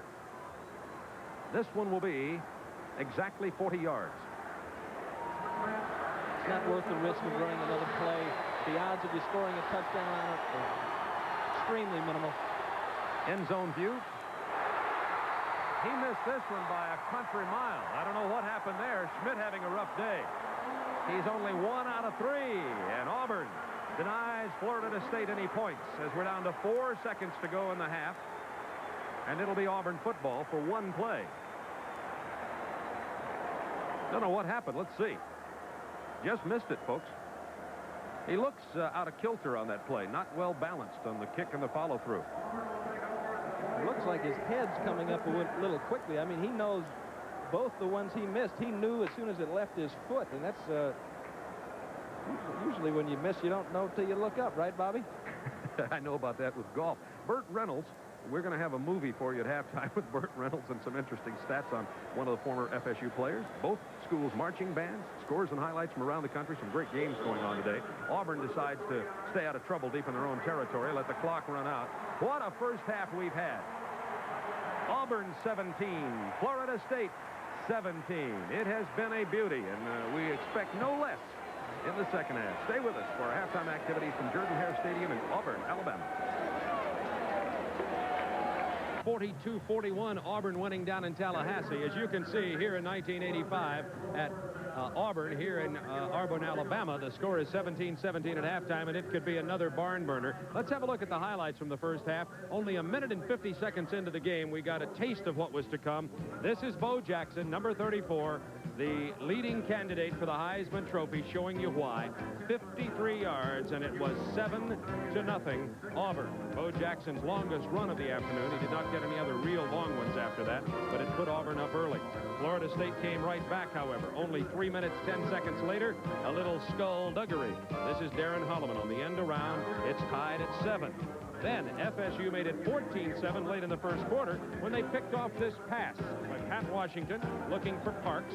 Here is 17, Eric Williams. with a great interception and a 17-yard return. And then midway in the second quarter, Auburn drove 80 yards, converting 2 fourth downs on the way. And then Reggie Ware, all 240 pounds, into the end zone. There was more scoring to come to get tied 17-17 at halftime. Big news for Florida State is that midway through the half, Danny McManus went out, and in came Eric Thomas, who played well. What's the latest on that, Tim? I was just talking to Wayne Hogan, the SID from FSU, and said that McManus has got dizzy spells. He had a little problem with that in the last couple of weeks, and maybe the heat and the excitement's getting to him. Well, last year, these two teams amassed over 1,000 yards in total yardage. It could happen here again today. What do you expect? Well, I expect more of the same. I mean, it's been the same for the last 3 years. Why should it change now? And all it is great football to watch, and it's just a matter of, it looks like now, who's going to get the ball last? It's a good thing these are both well-conditioned Southern football teams. It's 85 degrees here at Auburn and a very hot, humid day. If somebody had come in from out of town, they might be having conditioning problems. I doubt that'll happen with either one of these teams. We'll be back with the second half in just a moment. This is Turner Network Television. Not so very long ago, the average four-cylinder engine looked something like this. But these days, four-cylinder engines look a little more like this. That's why we developed new Valvoline 4-Guard motor oil, specially formulated to protect today's harder-working, more complex four-cylinder engines. And it won't break down, even after 7,500 miles. Times have definitely changed. So maybe it's time to change your oil to new Valvoline 4-Guard. Protect your home from fire and theft with quality supplies from the Fire Prevention and Security Center at True Value Hardware stores. Like this Schlage single-cylinder deadbolt with a 1-inch throw bolt and strike frame reinforcer that resists kick-in attacks. Put out small household fires with the Kidde Force 9 Halon fire extinguisher, which leaves no messy residue. And protect valuables and important papers in the Sentry Fire Safe Security Chest from participating True Value Hardware stores and home centers. Patience. That's what struck me the most learning about Coors beer. From the malting to the brewing, aging, the whole process. They never hurry. It takes about twice as long to make Coors as it does any other major beer. Yeah, they do take their time. But you can taste the difference right here. A beer that's a little less heavy, never bitter, but with all the spirit and patience of a great beer. Coors is the one. Sunday morning, they never knew what hit them. It happened too fast. Fast. These people were cut down in mid-stride. Now a crack team of scientists have to find out how. No wonder they didn't bleed. It's clotted throughout the entire system. They've got one survivor. Too bad he can't tell us what happened. And one clue to who did it. But in fact, there isn't an organism on Earth. You mean there didn't used to be? The Andromeda strain, 10:35 Eastern on the Superstation, Sunday morning.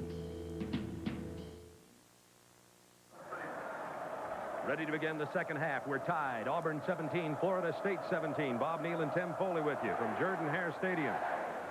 Possible return here. It's Keith Ross, the freshman, number 20. Gets a good block. And running room.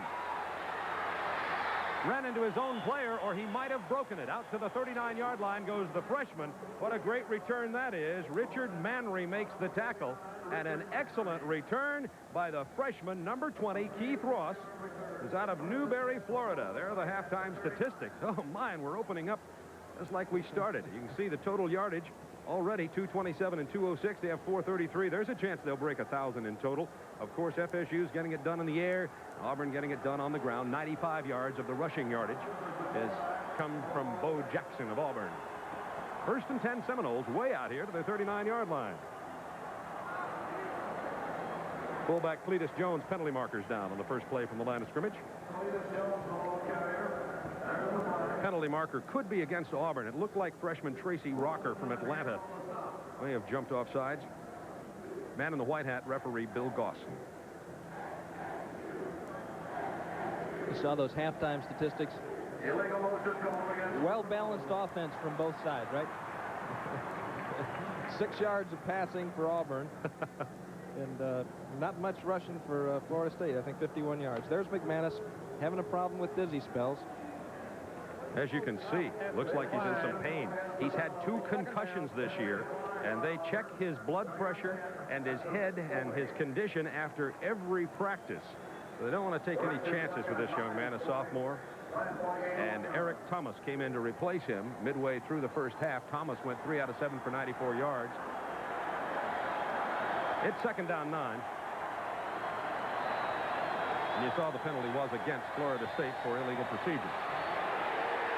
Into the backfield, number 44, Chuck Wells. Not much going. Opening with a penalty like that can sometimes take the fire out of the excellent kickoff return. Ben McCurdy, the hard-nosed Auburn linebacker, not the bell cow type of linebacker that they've had here in the past, but a tremendously aggressive upfield player that squeezes the most out of his ability.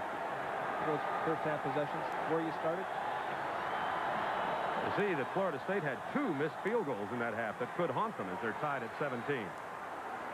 It's picked off. Number 3, Kevin Porter. It went right through the hands of 88 Hassan Jones. It'll be Auburn ball at the 39-yard line. Make it the 38-yard line of the Tigers. Right through the hands. You won't see this much.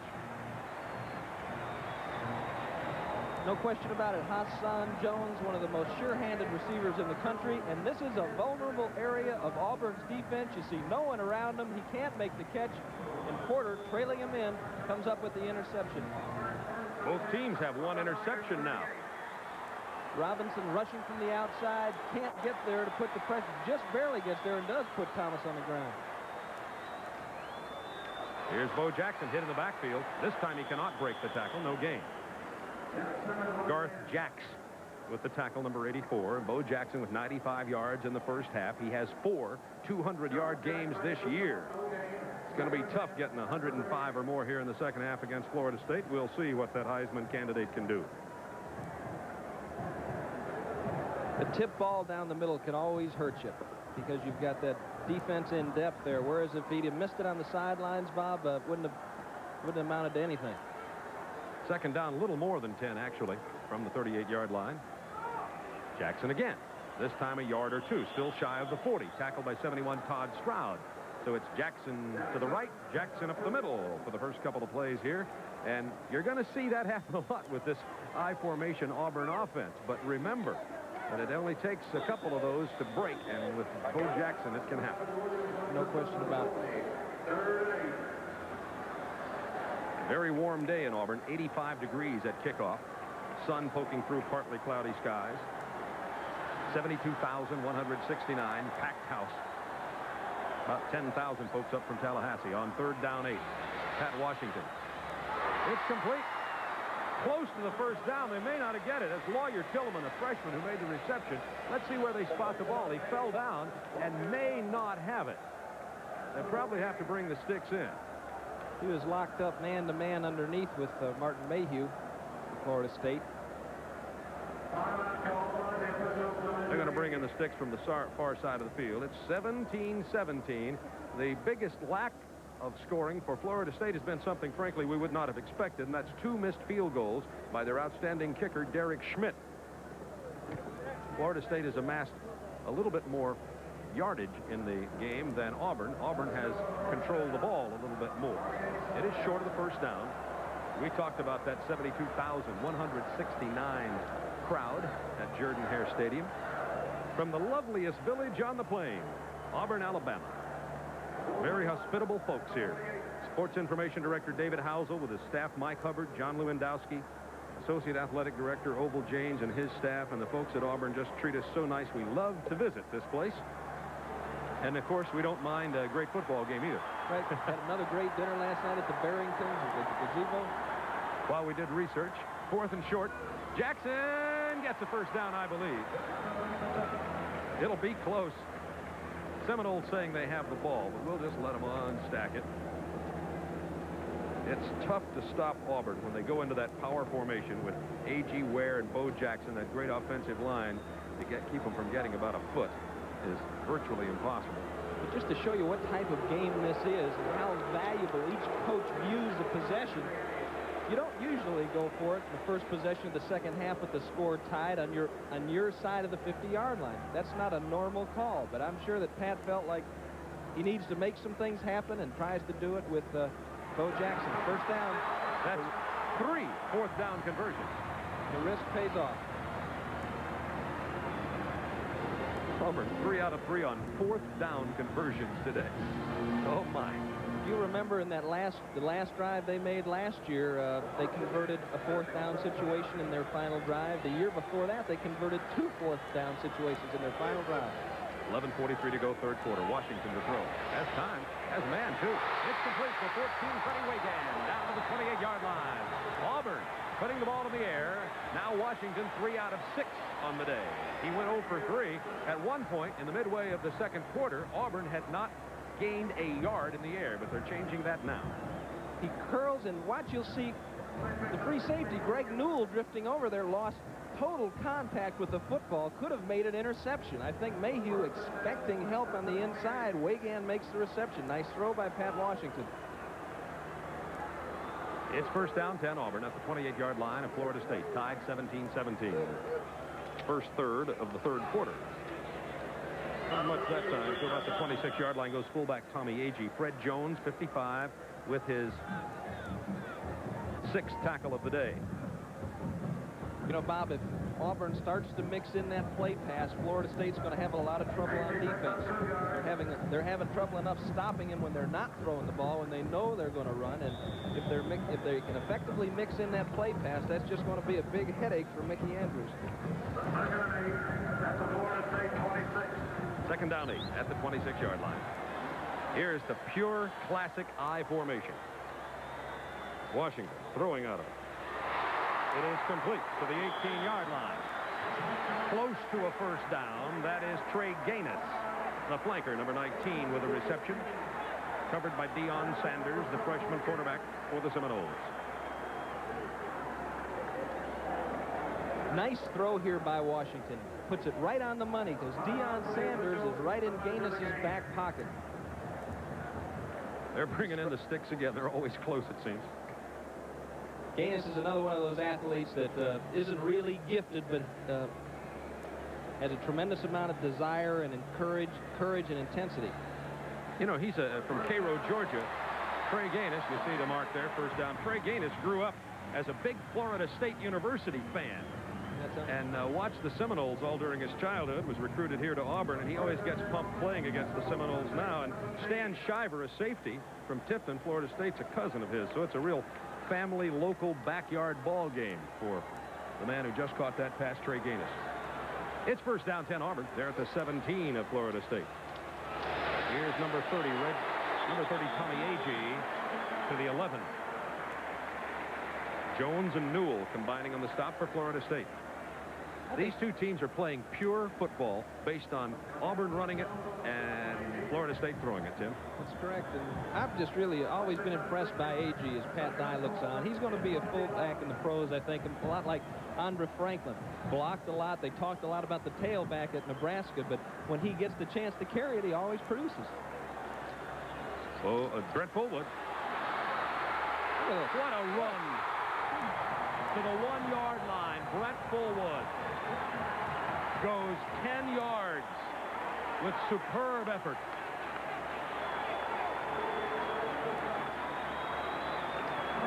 Just running skill here. Searles pulling.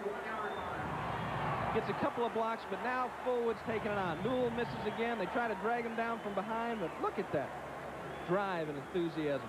And Greg Newell, who is really part of the heart and soul of the defensive secondary in terms of hitting and tackling, is having a struggling day. He is not playing as well as he usually does. He's not wrapping up after he makes contact, Bob. First and goal. Fullwood flags down. Fullwood scores. Touchdown. Penalty marker on the play.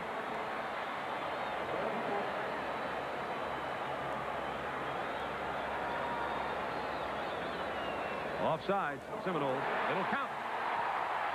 Auburn takes the lead.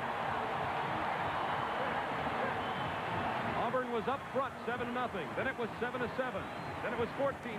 Then they were down 17-14, and now they take the lead. Just going after it, head to head. Fullwood knifes it into the end zone.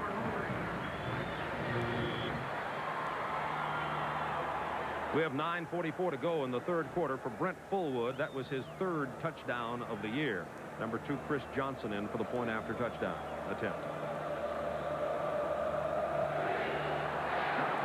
It's good. Auburn 24, Florida State 17. 9:44 remaining in the third quarter.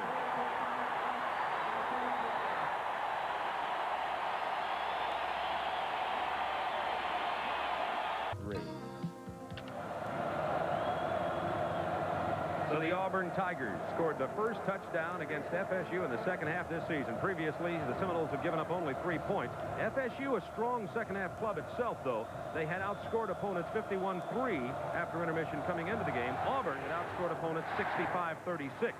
So both teams will score a lot in the second half. Out of the end zone, and the Seminoles will bring it out to the 20-yard line, trailing 24-17. I think that 51-3, I don't know if the people understand that. Outscoring your opponents 51-3 in the second half means that you're a great game day coach. Means that you have a sense for what the other team is trying to do to you. You can digest that and then come up with something to counteract it. And that's what Bobby Bowden is. Let's see what he comes up with in the second half. As Tony Smith, 49, in at tailback as we begin the first offensive series. And number 30, Tanner Holloman, a junior from Tallahassee, is the fullback, trailing 24-17 from the 20-yard line. Eric Thomas, the quarterback. Great play fake. Incomplete, intended for number 9, Philip Bryant. Great job of faking the ball. Bryant covered well, and Thomas just couldn't get the ball to him. Let's watch Philip Bryant. He's a freshman from Bainbridge, Georgia. He would rather take that pattern inside the defensive back. See, he's not able, after he clears him on the outside, to suck in the defender and leave himself some room on the sideline. You'd rather run that pattern to the inside of the jam, then come back outside. It leaves yourself some room to manipulate on the sideline. Thomas really had no place to go with it. Second down 10 from the 20. Midway through the third quarter. Over the middle. Almost picked off. Eric Thomas having himself a real problem day. 3 out of 10, 1 interception. And remember, he has not played quarterback in live football action all year long due to the injury. He came in replace of Danny McManus with dizzy spells. Almost threw it away that time. Now, Bobby Bowden, as someone said the other day, needs, instead of a bench for quarterbacks, a bullpen. Because Bobby Bowden is not afraid, like Sparky Anderson, to go in there and pull out a pitcher who's having a tough day. And we could see another guy back in there. Chip Ferguson bailed him out against Kansas. On third down 10, Thomas. A lot of time. Incomplete. Short hopped it. Incomplete. Couldn't deliver the ball. Remember, this young man has had a sore shoulder all year. He's now 3 out of 11. With Florida State behind 24-17, you can bet they'll pass. They like to pass the ball more than run it anyway. And this is the first time today that Florida State has had to punt the ball. Lewis Berry comes in, averaging 39 and change per punt. And Trey Gaines will go back to take the punt reception at his own 35-yard line, number 19. High snap. Good punt. Good hang time. Gaines has a little room. Oh. Has his helmet knocked off. Oh, my. Penalty markers down. What a collision. I think 26, Alfonso Williams, got the helmet. That could, of course, be a face mask. We'll see. He's okay, fortunately. 43-yard punt, 13-yard return. The helmet's off now. No penalty. He's coming down, and I think that's what they call. Number 21 coming in there too late. Didn't look like he came in with a lot of force, but the idea was that he doesn't have his helmet anymore. Lay off. That was John Hadley, I think, the man we're looking at, number 21. We'll be right back. This is Turner Network Television.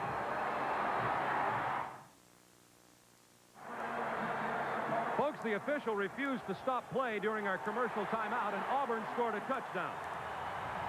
So we apologize for that, but the officials are known to stop the play and are supposed to, but actually refuse to. So you got to see it again anyway, thanks to replay. Of course, Bo Jackson. Eric Floyd, Ron Middleton setting it up, but then it's just Bo Jackson fighting his way into the end zone. Good leg drive and running with power. You see it again, Steve Wilson, 75 and 63. Eric Floyd, Ron Middleton, number 87. Good blocking downfield by Freddie Wagan. Deion Sanders there in time, but can't drag down the powerful Auburn running back. And Bo Jackson now with 134 yards on the day. His 17th 100-yard game, extending his school record, which he set last week against Ole Miss. 17 100-yard games. He has 4 200-yarders this year and is well on his way there again with 134.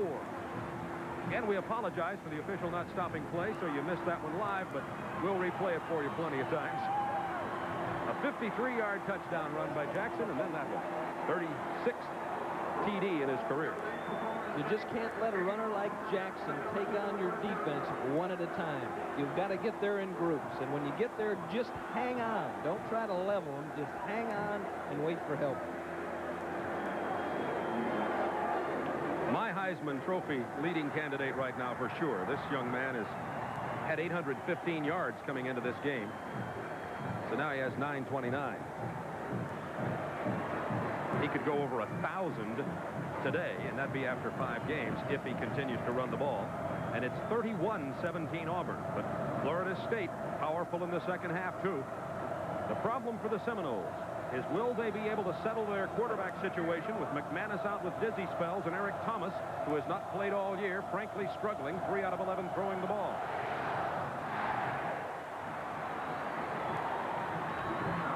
No return on this one, and Chris Johnson from Spanish Fort, Alabama, number 2, the kicker on kickoffs for Auburn, does a great job getting the ball into the end zone. Rasheed Corin talking to the referee. They're really going after each other down there in the special teams. Both of these teams are undefeated on our TBS telecast over the last 3.5 years. FSU 4-0, Auburn 3-0. One of them will not be undefeated after today's game. And I believe they're going to stay with Eric Thomas. Let's see what the young man can do. Remember, he's a senior. Remember, he's been injured. This is his first game action all year. Cletus Jones. A tough 5 yards for the fullback from Miami. Certainly is an emotional football game, and you have to really maintain your poise in a situation like this. You don't want to get yourself thrown out of a game, and there are a couple of players down there that are close to igniting some extracurricular activity. 8:29 to go in the third quarter. It's Auburn 31, Florida State 17. We were tied 17-17 at halftime. Fullwood capped a 62-yard drive by Auburn on the opening drive, and then Jackson took it in from 35 after an interception. Second down 5. On the option, Eric Thomas. He's going to get the first down. Tough first down, but he gets it. That's what Thomas does better than any other Florida State quarterback, is run the option. Out to the 32-yard line. And that's a very valuable aspect of an offense to have, because you can threaten the corner. A team can't worry as much about your receivers when they're concerned about supporting the option. And that's something that's a problem for every defensive coordinator in the country. But I still believe that the Auburn defense is vulnerable in the middle in that 15-yard area. It was open the last time. Hassan Jones didn't take it inside, though. He just curled up. On a first down 10 from the 32-yard line. Tony Smith. Reverse. Darren Holloman needs a block. Good cut, but he goes down. Very little gain. Gerald Williams will get credit for the tackle, number 98 for Auburn. Holloman tried to stretch it outside and had to cut it back, Tim. That's where they got him. Kelly was there. Williams was there. I'm sure that's something they drew up on the board and talked about a lot at halftime, because they were hurt on a couple of reverses and a couple of fake reverses. If they'd have handed the ball off to the man coming around, would have been big gainers too. So that door, I think, has probably been shut. It's second down 8 from the 34. Seminoles trailing 31-17, third quarter. Eric Thomas on the option, out to the 38-yard line. Needed to go to the 42 for the first down. Eddie Phillips for the stop. And let's go to Atlanta for a college football update. It's knotted at 10-all with Pitt, North Carolina State, until super freshman Brian Davis goes off the middle, breaks some tackles, and goes in, puts Pittsburgh out in front 17-10. And Bob Neal, watch Brian Davis in the future. He's a good one. Thank you, Alec. Brian Davis, just one of many great freshmen in the country. That one at Pittsburgh. We've got some good ones in this game here today. Big play for FSU. 3rd and 3 from their own 39. Whistle blows. The clock had gone down to 0. I don't know whether it's a delay, but it very well may be a delay of game. As Florida State struggling, that's what the call is. Struggling on offense, something you usually do not see with the Seminoles. And Bo Jackson leading the cheers and running for 134 yards and 2 touchdowns. He sold some popcorn at halftime. Took, I think, 2 or 3 tests. And that's an incredible statistic. I don't know about popcorn, Bob, but I know that knowing that he's going to play sells some tickets. Will he play baseball? Will he play football? If you ask him today, he'd say football because he's having a great day. After the spring baseball season at Auburn, he might have another answer. 3rd down 8. Confusion on defense for Auburn. Screen to Tanner Holloman. Great job running the ball, but he is short of the 1st down thanks to the 5-yard penalty. And that penalty was a very critical one for Florida State. They do not convert and will have to punt the football for the 2nd time today. And there's part of the big story. There is Danny McManus, a leader, a winner, the man who had been the starter. He's had 2 concussions. He's had dizzy spells. He cannot play and probably will not play in this game. Nobody feels worse about it than number 14, Danny McManus. We'll be right back.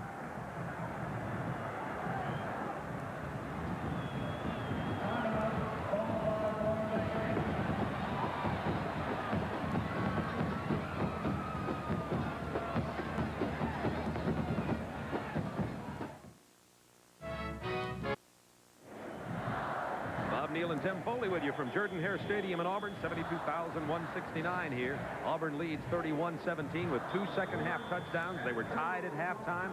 5:29 to go in the 3rd quarter. Auburn scored on a 62-yard drive and a Fullwood 1-yard run and an interception and a 35-yard Bo Jackson run. And Florida State's going for it on 4th and 2.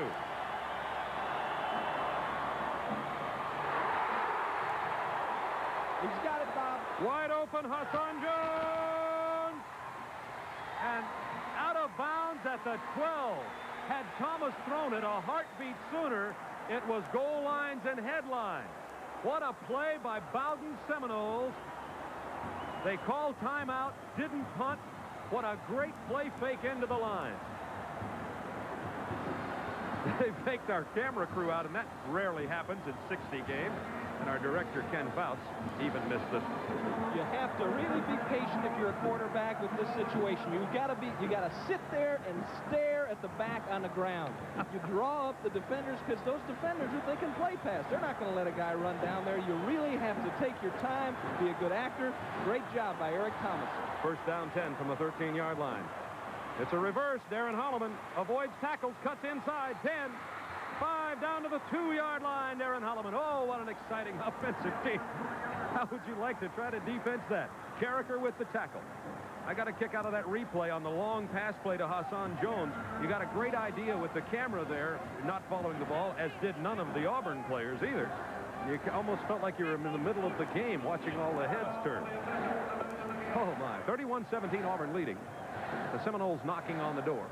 They are close. It is 1st down goal by the length of the football.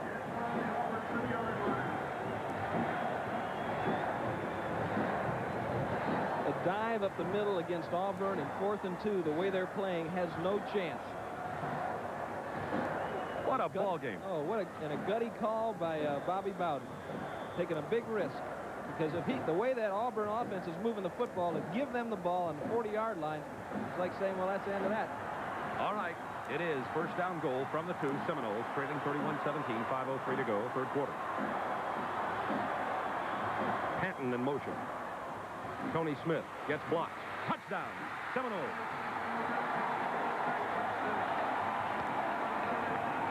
Right in front of the Florida State cheering section of about 10,000 who are up from Tallahassee. I always like this, Tim. The entire team celebrates at Florida State. No one guy spikes the ball. Well, it certainly has been a team effort for them on offense and on defense. They don't really have any standout superstars. They spread the ball around too much to have any big-time superstar, and I think that's what they're trying to encourage. Point after attempt is good. It is Auburn 31, Florida State 24. We are on the way to another beautiful, heart-stopping football game between the Tigers and the Seminoles. 4:49 to go, third quarter. This is Turner Network Television. Watch 64 Jamie Dukes, Tomberlin over on the left side. 49 is Tony Smith. Look at this blocking. Power football. They're getting people on the line. Look at Dukes picks off one guy and knocks off Powell, and great effort by Jamie Dukes, enabling Tony Smith to score for Florida State. Now, the key play on the drive was the 4th down and 2. Bobby Bowden was about to punt, calls timeout, comes back in, play fakes into the line, throws a 48-yarder from Thomas to Hassan Jones, and Tim Foley, I'm right now going to designate the best play fake I've ever seen in a college football game. That's the best play fake I've ever seen. The best play fake I've ever seen is when Fran Tarkington did that same thing to me. It threw it 60 yards to John Gilliam, and I got a throat full of Shula. A throat full of Shula. Here comes Brent Fullwood. Out to the 16-yard line. Good coverage by the Seminoles. It's 31-24 Auburn with the ball again. They've had 2 scoring drives on this second half in this third quarter. Time of possession, 4:07. Big play. Oh, my, was it? 8 plays, 80 yards, 4:07. Now the crowd, everybody on their feet. The Seminole fans cheering their defense. However, 62,000 Tiger fans are drowning them out, cheering for the offense right now. It's noisy down there, folks. Both these teams displaying the courage of their head coaches. Just will not quit, will not let up. Both teams have had a chance to do that. They just keep fighting back. First down 10 from the 16.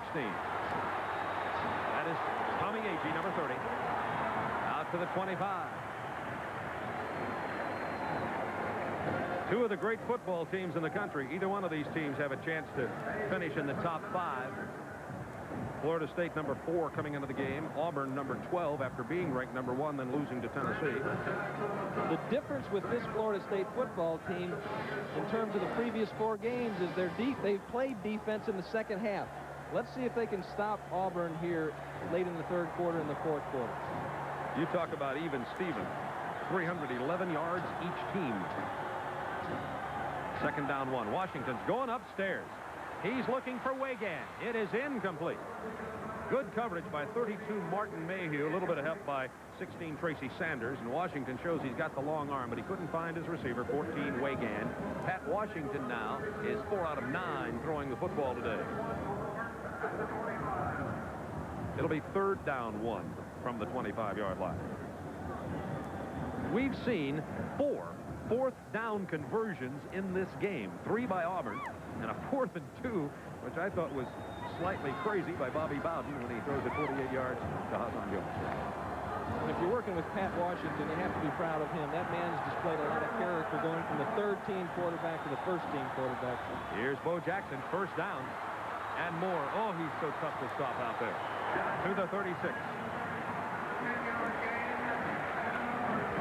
That's the kind of play that he scored his 53-yard touchdown run a minute 50 seconds into this game. If you're Eric Williams, you go to tackle Bo Jackson, you can't get down around the thigh area. You just can't grab because he's going to deliver that forearm. His legs are so powerful. You almost have to kind of give up a couple extra yards and grab a hold of something, because if he sheds you, then he's got the sidelines and a touchdown. First down 10, Auburn from the 35. Washington going to the air. It's complete to the 46-yard line. Nice diving catch by Trey Gaines. Gaines with his 3rd catch of the afternoon. And I believe it is a first down. Yes, first down Auburn. They haven't moved the sticks yet, but it seems obvious to me that it's a first down. 3:10 to go, third quarter. 31-24, Tigers leading the Seminoles. Florida State has only defeated Auburn once. That was back in '77 under Bobby Bowden in his 2nd year. They have never won here at Auburn. They say Bobby Bowden is the king of the road, but that's unless the road leads to Auburn, Alabama thus far. Pat Washington never had a prayer. Lenny Shavers right up the middle. And you know what's interesting, Bob? I think if there's a game that Bowden would like to win on the road, it's Auburn. He's from Birmingham, Alabama, went to Woodlawn High School. This is coming home. You know, and he's got to come home for Christmas and listen to all that joking about how he can't beat Auburn. So it's one that he wants to win. There's Tiger, the War Eagle mascot. You know, they're on a campaign here at Auburn to make people understand around the country that these are the Auburn Tigers. They have only one team nickname. They have been called the Plainsmen, but that's not their nickname. And War Eagle is a cry, not a nickname. There's Bo Jackson. Gets it to the 47-yard line. Gain of about 5, maybe 4 yards. It was 2nd and 13. And this rivalry is it's not a bitter, biting rivalry like some of them, where there's just a lot of animosity. I think more so than a lot of rivalries that I've been associated with, there's a lot of respect between the schools and the players, simply because of the rocky type of football games that these people have had. 3rd down and 9.5 or 10 for Auburn from the 47. They come. Washington goes down, a big loss. 55, Fred Jones shot right up the middle. It was an obvious passing situation. 6-yard loss on the play, and now in will come Lewis Colbert to punt the football for Auburn. Only his 2nd punt of the day. Watch 55, Fred Jones. McGowan coming on one side, Jones up the middle. They just didn't have enough people to pick it up. Full blitz by Florida State. The big play there, though, Bob, is a 1st down play by Shavers. It puts Auburn in a passing situation, and that's not where they want to be. They want to pass at their option, not when they have to. Seminoles rushing 10 against Colbert. Now they're covering. Fake the rush. Good high punt. Deion Sanders is going to take it at his 14. He's a great athlete, but he's got himself in some real trouble. And down at the 11. Excellent punt by Colbert of 45 yards, and a loss actually on the return of 5 yards by Deion Sanders. They're going to spot it at the 11, and that's where the Seminoles will go on offense with 53 seconds to go. 3rd quarter, trailing 31-24. Did that all in one breath. Cat's eye. It looked like for a while that Auburn was pulling out, that they were getting out and leaving Florida State in the dust, and you could see Dye start to breathe a little bit easier. But now he's got those lines around his eyes are starting to show again. The worry is setting in. 1st down 10 Seminoles. Bryant splits wide to the left side. Hassan Jones to the right side. Thomas. He's looking for Bryant. He's out there. It's picked off. Number 45, Jimmy Warren. To the 40. He's got running room. Out of bounds at the 24-yard line. Penalty marker down at the 30-yard line. Eric Thomas just hung it out there. And Jimmy Warren followed it all the way. He stepped out of bounds at the 24. There is a penalty marker on the return.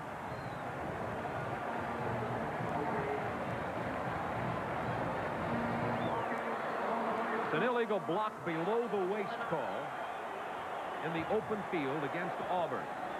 Let's see what happened. It looked like Philip Bryant really never did see this pass until the last minute. It was really just kind of hung up there. The play that usually goes along with the action that was in the backfield is a slant. This one, they try to take advantage of Bryant's speed and just run away from Jimmy Warren. The ball was not thrown out there. Even if it was, Warren was in good shape. Illegal block, a block below the waist. You return. 1st down. Now, as a defensive back, they tell you to try to find the sidelines. That's where your help is going to be, and that's what Jimmy Warren did. So that's a spot of the foul penalty, 10 yards from the spot of the foul, which happened at the 34-yard line. Warren had stepped out at the 24, but they moved the ball back to the 44, and that's where Auburn takes over. 1st down 10, leading 31-24. 38 seconds to go in the quarter, and timeout has been called and charged to the Auburn Tigers. This telecast authorized under broadcasting rights granted by the Southeastern Conference and Turner Broadcasting System. Any publication, rebroadcast, retransmission, or other use of the pictures, descriptions, or accounts of this game without the express written consent of the SEC and the Turner Broadcasting System Incorporated is prohibited. Let's pause 5 seconds for station identification. Virginia 17. So Auburn, who is the football team Auburn, is last in the SEC in turnovers. But today it has been the turnovers that have aided Auburn. 2 big interceptions, one that led to a touchdown last time. This time Jimmy Warren comes up with the interception and puts Auburn in excellent field position at their own 44-yard line. And usually on a play like that, Bob, the offensive man, more used to fighting for the football, more used to making the reception and playing the ball, will come up and at least break that up. You know, Bryant didn't do that. You've seen and I've seen people come in over the top and make the great catch. Bryant really didn't come back and fight for the football like he should have. He's a freshman, perhaps without the experience. Bob Neal and Tim Foley with you. Auburn, Alabama. This is Tommy Agee driving inside the 40. And stopped there at about the 39-yard line. Initial hit made by number 40, Greg Newell. 28 seconds to go, third quarter. And they still don't have him on the ground. AG has performed in the shadow of Bo Jackson and James Brooks, and Brent Fullwood. I'm really impressed with him. Remember another outstanding player who performed in the shadow of Brooks, as a matter of fact, by the name of William Andrews, who went on to get out of the shadow. And we understand, by the way, that the Auburn graduate, William Andrews, who I'm happy to say is a friend of mine, is recovering nicely from his severe knee injury. That's the end of the third quarter. Has most of the feeling back in the knee, and the Falcons are hoping he might get an opportunity to play a little before the year is over. We wish him very well. We'll be back with the fourth and final quarter at Jordan-Hare Stadium right after this.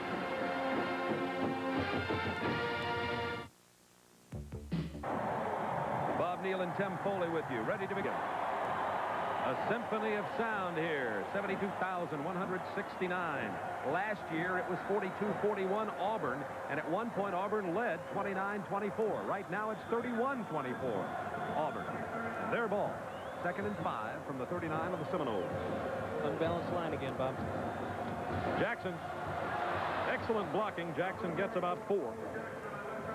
Portions of today's game are brought to you by Coors, the beer with a difference worth tasting. Coors is the one. Speaking of Bo Jackson, in 1985, prior to that play, Bo Jackson had rushed for 963 yards. FSU's entire backfield had rushed for 858 yards, and they're pretty good runners. That's everybody. He's quite an athlete. And I think they've simplified their offense, and they're just putting it in his hands as often as they can.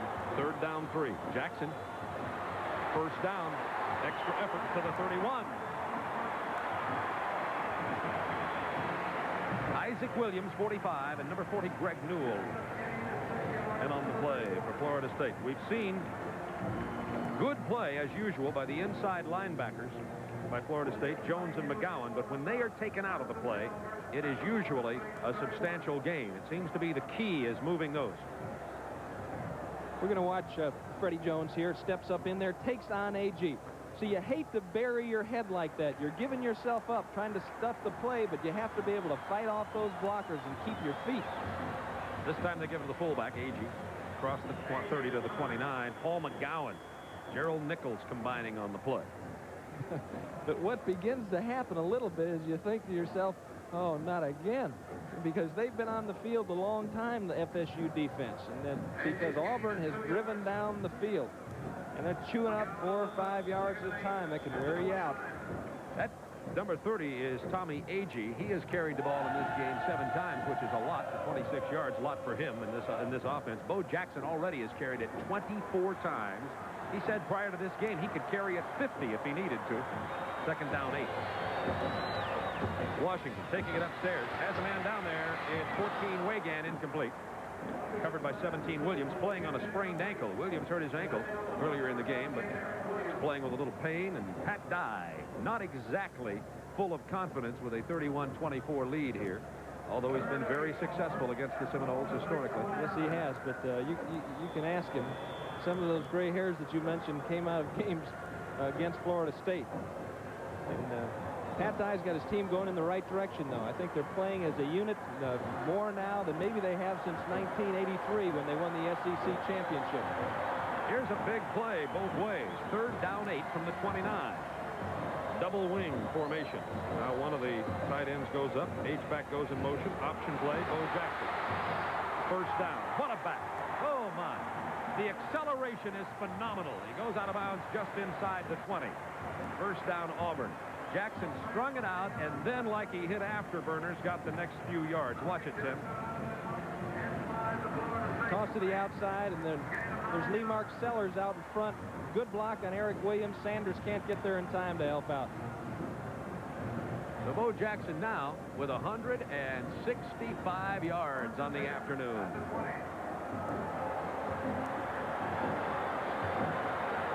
.13:01 to go in the game. Auburn 31, Florida State 24. On the first down, Jackson avoids a tackle by Jones. To the 14. Playing with fire today. Look at some scores around the country. Iowa, #1 ranked, leading Wisconsin 10-0 in the second quarter. Oklahoma, Texas, net battle down to the Cotton Bowl. Tied. Air Force leading Navy, third quarter. And Tennessee coming back on Florida. It had been 0-0 and then 3-3, and then Florida was up 17-3, but excuse me, that's a final. So Tennessee came back, but not all the way. We'll have Tennessee on our TNT game next week versus Alabama. Ohio State laying it on Indiana today in the second quarter. Here's Brent Fullwood. He's breaking tackles. Goes shy of the 10. Oh, my. Some really brutal hitting down there. Greg Newell with the initial hit. They could have gotten close to the first down. They may have to measure. It looks shy of the first down by just a little bit. This is what football's all about. You can't hear it from up here, but let me guarantee you there's some noise from these impacts. And look at Fullwood. Just determination, keeping those legs going. Gerald Williams comes back in there and puts him away. Probably delivered a big old bruise to his thigh. Third down, very short. Bobby Bowden watching his defense dig in. Auburn leads 31-24. They're at the 11-yard line of the Seminoles. Handoff to Ware, does not get it. Ware is held short. There have been 4 fourth-down conversions in this game. Pat Dye has gone for it 3 times. He's talking to Jackson. He's going for it again. Well, this is going to be a beauty to watch, folks. Looked like he said sweep. Could that be Tim Poe? You know, that's a possibility. What's happening here is they bring the tight end in motion. Florida State's linebackers need to adjust to that strong side because now they're ending up with 4 men on one side of the center. And they're just getting outnumbered over there. 4th and 1 at the 11. Sweep. Jackson close to it. It'll depend on where the spot is. The officials will determine this one, and this one's going to be unpopular no matter where they spot the ball. If they spot it where he's got his foot, they didn't get it. They have put the ball exactly on the 10. I think you're going to find that they did not get it. This will be talked about on the plains in Auburn all week long, and the Seminoles celebrate.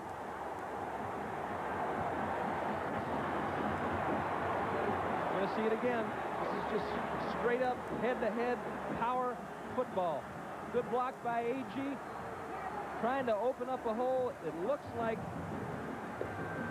I don't know what it looks like. It looks to me like the plane of the ball was at the 10-yard line. Well, we did not have a perfect angle. Right. So it's a good spot, right? I think it was a pretty good spot. Good play by FSU defense. And rising to the challenge. I think the Seminoles think it was a good spot, and Auburn thinks it wasn't. How's that for politics? First down 10, Florida State stopping the drive. Option play. Oh, what a dangerous pitch. This is Tony Smith. To the 34-yard line. Oh, my.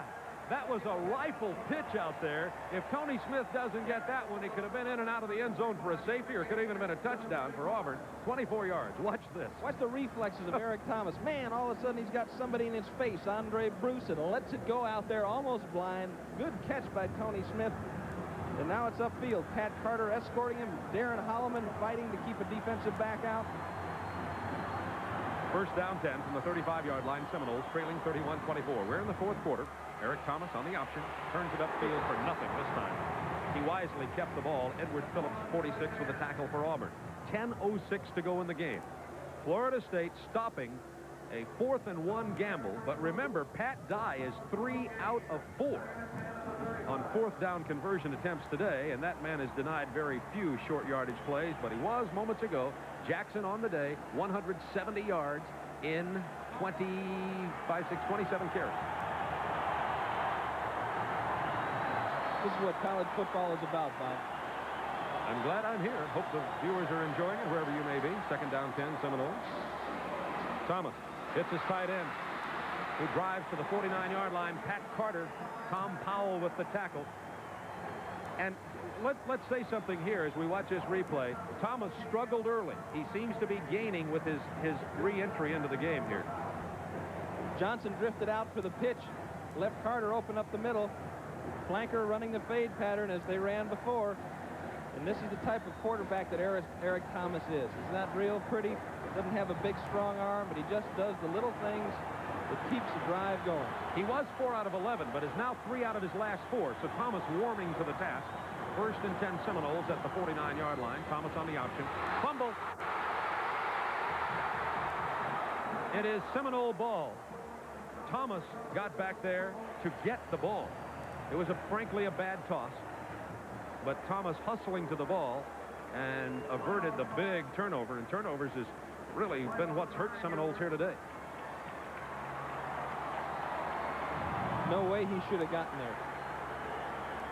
That was just pure hustle right there. That was just a desire. He didn't, not measurable. Really.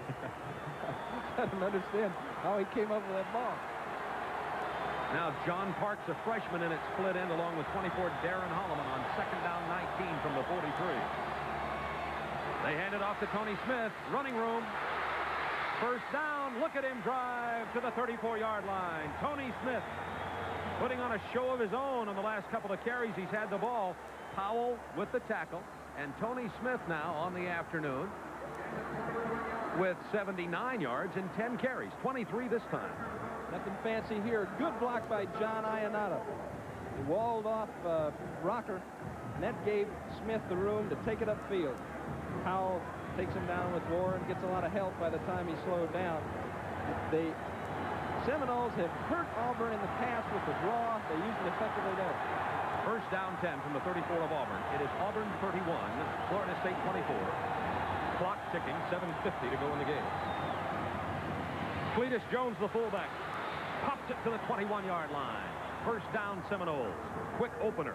And now you got to start talking a little bit about Ionata, Dukes, Schrenker, Tomberlin, Lopez. You could talk a lot about Tomberlin. There's a lot of area to cover there. He came in at 323 pounds as a freshman. After the first practice, he was down to 325. He gained weight during practice, but the coaches, what they have to say about him is he's just got quick feet. He gets around so well for being that big. I also see Mark Salva is in there for the Seminoles. 1st and 10 at the 21 of Auburn. Pitch to the freshman, Eric Floyd. Changes direction. Loses 4. Nothing that time. Harold Hallman, and Auburn says they must be listening to it. The defensive lineman for Auburn said, would you like to talk about those fellows? How about Williams, Hallman, Rocker, right, etc. I've got a Marine buddy in Pawleys Island, South Carolina, would like to know that Harold Hallman is part of the PLC program. So he's really officially a Marine, and that's why he comes up with the big play when you need it. Okay, 2nd down and 14.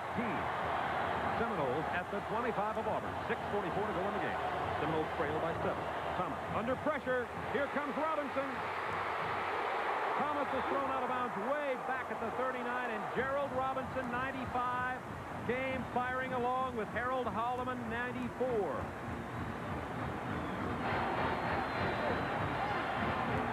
Boy, Robinson has come up with some fantastically big plays. Looks like Bobby Bowden's calling timeout down there, Tim. It will be 3rd down long. No, I thought it was 37. No, I think not. I think what he's doing, Bob, is getting the coverage. He wants to know what they were in, what happened, where was the breakdown, did they blitz, was it just straight coverage? And they may start going to maximum protection. They may start going to maximum protection and see if they can get those Hallman and Hassan Jones open down the field. Right, that's what it is. We got Jones on the right, Holloman on the left side, 3rd and 26 from the 37. That's what you got, Tim. Stepping up into the pocket, Eric Thomas can find nobody. And he gets a little field position back to the 30. That's field goal range. They don't want the field goal, of course, trailing 31-24 with 6:28 to go in the game. Far short of the 1st down. Remember, the Seminoles have to go to the 11-yard line of Auburn for the 1st down, thanks to the great defensive play by Auburn. In that particular play, Frank Orgel, the defensive coordinator for Auburn, chose to put Tommy Powell in that vulnerable area. And he was sitting around that 18-yard area, thereby cutting off any Seminole pass that would be coming into that area. Here's Schmidt. He is 1 out of 3 today. He's frankly struggling. This will be a 46-yarder. It's good. Just barely, but that's enough for 3. And it's 31-27 with 6:21 to go in the game. This is Turner Network Television. 17-10 by Florida down in Gainesville. What sounded like a pretty good game. Alabama plays Penn State later.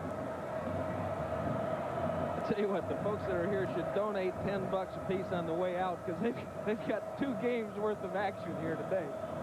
They ought to just sit around and applaud them no matter who wins. Barry Barco hits it hard into the end zone and out of the end zone. Good kickoff by Barco, and they'll bring the ball out to the 20, where Auburn, now leading 31-27, has 6 minutes and 21 seconds to maintain ball control, hold on to this slim 4-point lead. And oh my, it is down to it now, folks. We're about to see a good 6 minutes and 21 seconds of football.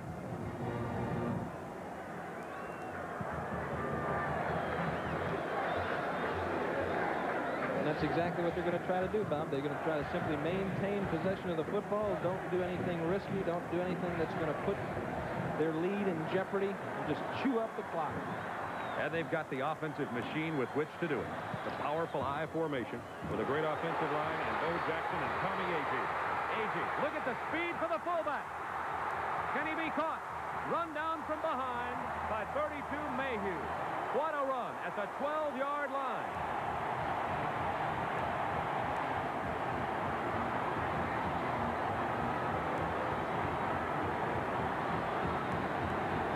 Offensive line of Auburn. Look at them fire out there.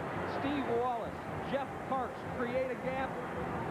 The defensive backs don't react in time to get back in it. Don't get their eye on the ball. And here comes Martin Mayhew, chasing them down from all the way across the field. Old Martin was a 150-pound high school halfback and dragged him down. But I tell you what, there's my player of the game. If I had a vote, Tommy Agee.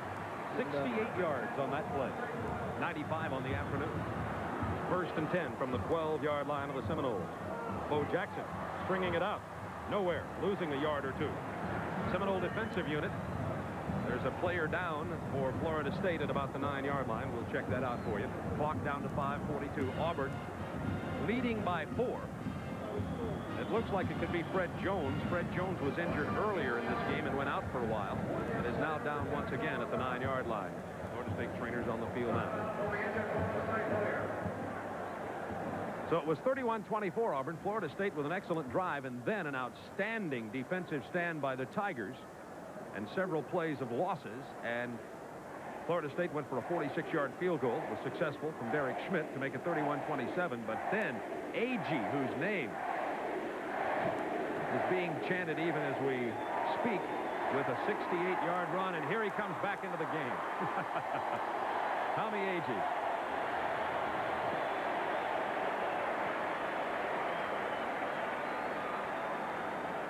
I want to remind you that the 1986 Goodwill Games will be seen on many of these TNT stations, produced by TBS Sports from Moscow and the Soviet Union.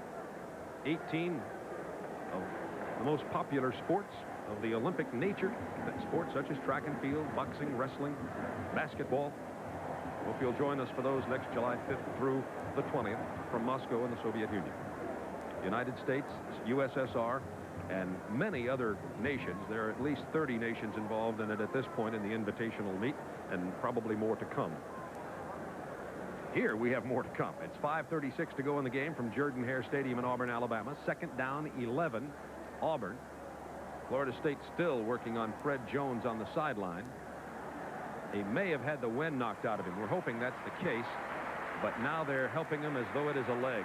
I'm sorry to say, his right knee. Jones had injured it earlier in this game, and it returned to play. Bo Jackson going over and shaking his hand. Bo and Fred had been really worthy opponents here today. They had met many times on this afternoon. There's the spirit of what this is about, this game is about. Jackson sympathy handshake with Fred Jones. We hope the young man will be okay. We'll get a report. What they did successfully in the previous drive, Bob, they brought the tight end in motion to the tight end side, the H-back. Here he comes. Washington on the reverse. That's 14. Weygand has a lot of running room. Touchdown.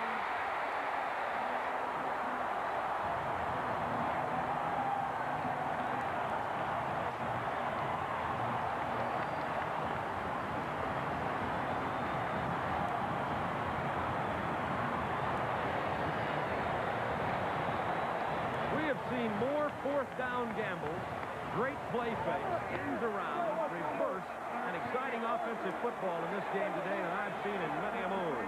And a lot of it coming from that man, Pat Dye, known generally as a conservative game coach. But he pulled some out of here today. Point after it's good.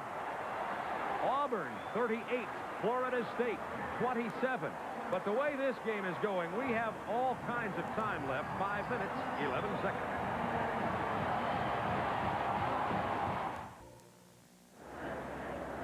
So Auburn goes up by 11, 38-27 with 5:11 to go. On the end around, Freddie Weygand with the touchdown.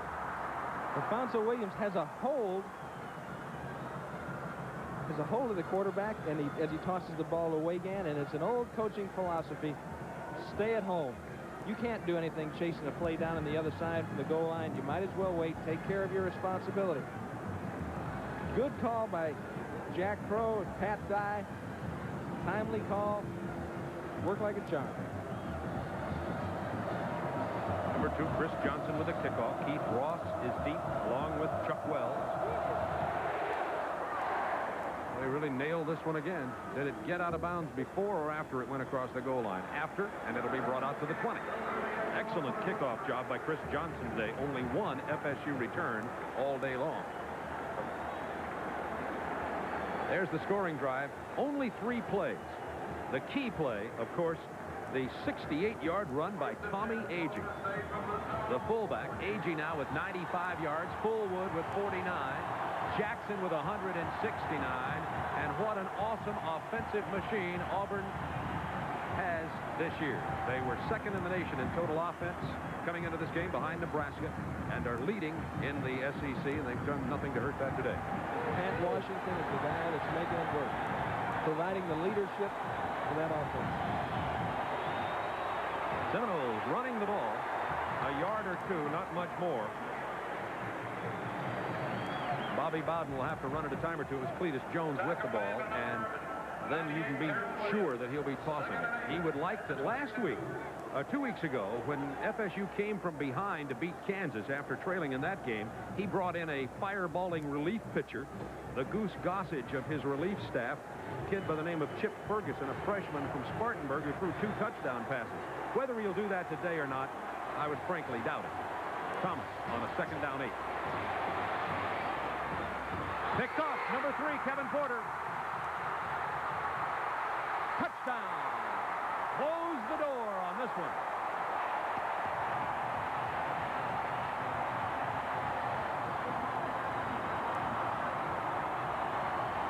Thomas throws his 3rd interception of the day. And the interceptions have been the story. Porter picked off 2 of them. Jimmy Warren got the other one.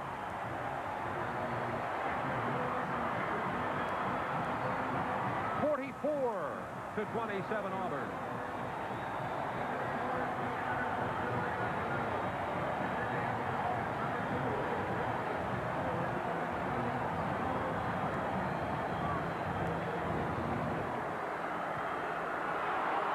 One after is good. 45 to 27 Auburn with 4:26 to go in the game.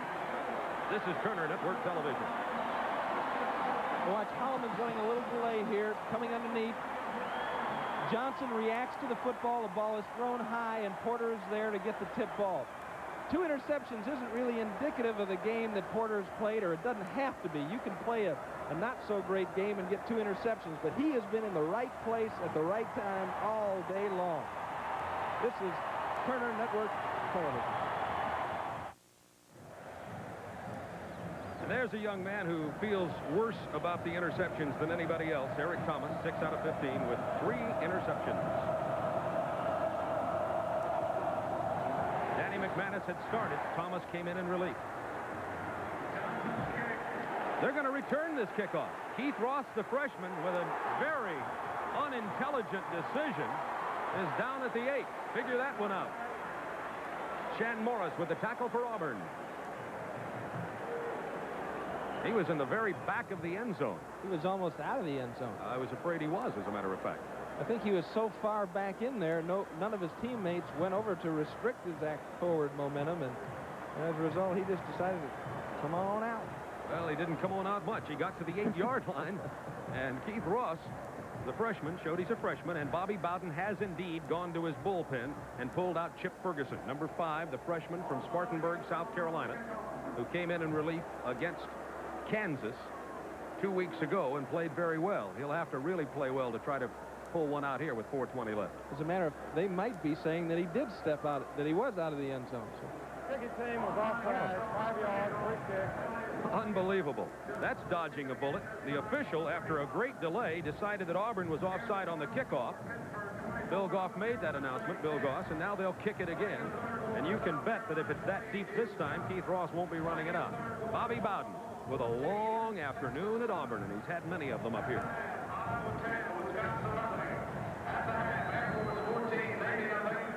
In the third quarter, Kansas 18, Iowa State 16. Just doing a little instruction there with Chip Ferguson, just reminding him of a few things. Don't necessarily eyeball what you're looking at. Look the defense off. Know where you're going with the football. They'll put Chip Ferguson in there. They're going to tell him, look, set up, look the other way, and throw it to the split end. They'll tell him where to throw the football, because Auburn will be fairly vanilla at this time of the game, Bob. 4 minutes and 20 seconds remain. 45-27 Auburn. Tied 17-17 at halftime. Auburn came out and scored twice. Then FSU, with some great defense, comes back and scores to make it 31-24. But back come the Auburn Tigers. This comes down to number 87, Galen White. Played a wing position way upfield, and he goes out of bounds at the 28-yard line. And from there, the Seminoles have 4 minutes and 15 seconds of football remaining at Auburn, where they have never won a ball game. You saw Chip Ferguson's statistics. Came in and threw for 1 touchdown. He was 2 out of 3 last week in relief versus Kansas. He can wing it. He's got the big, strong arm, Bob, and, you know, classic drop-back passer type of arm.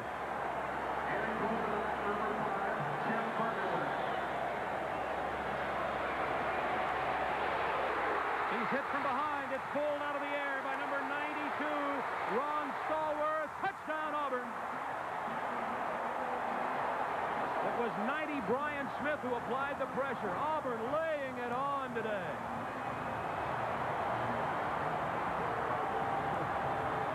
And then the sky is opened up.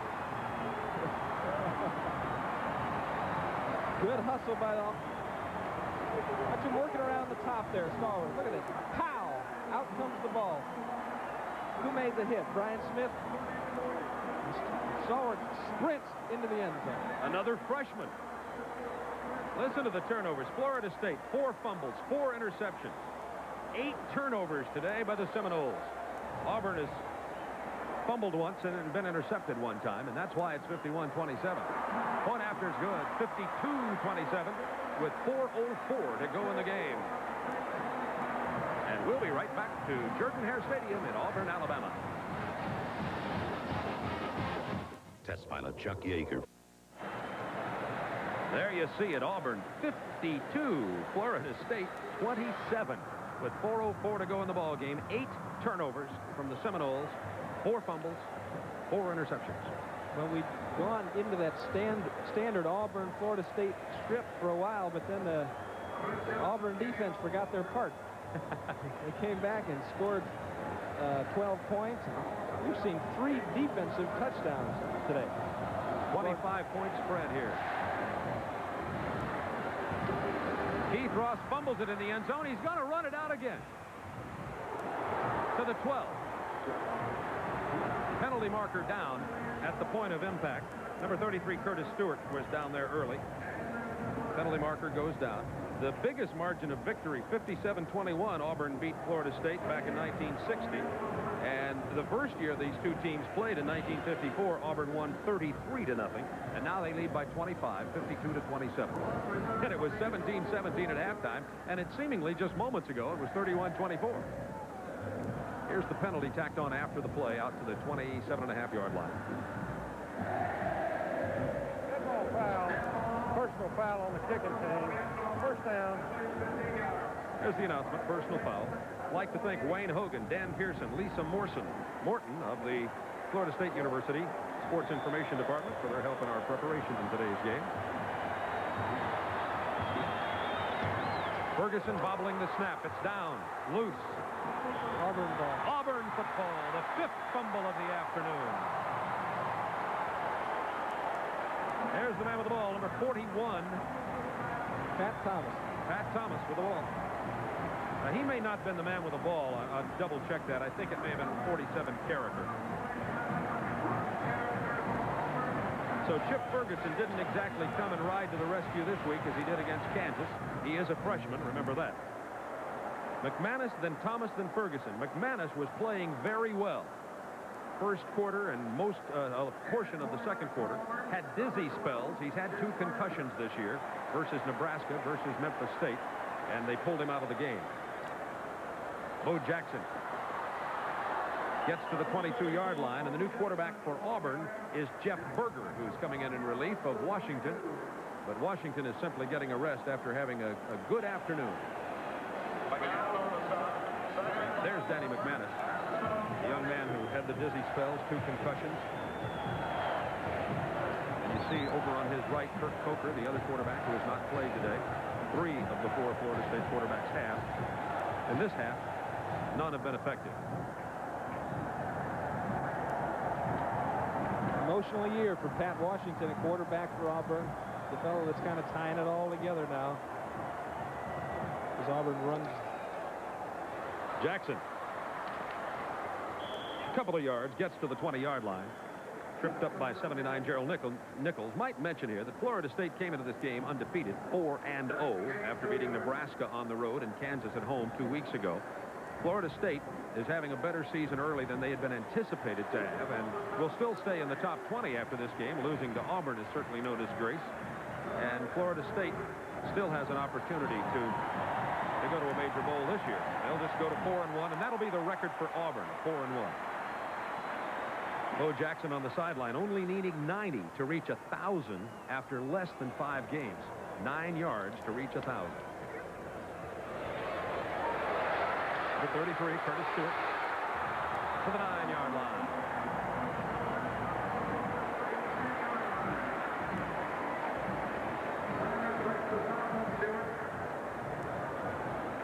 First down, Auburn, with 2:16 remaining in this football game. I'm talking about Pat Washington. Really lost his job to Bobby Walden in the spring, came back as the 3rd-string quarterback and just patiently sat there, didn't say anything, didn't cause any trouble. This young man's just got a ton of character and patiently played his role as the number 3 quarterback until he got his opportunity to produce, and you can see that this team responds to his leadership. First down goal from the 9, Tigers.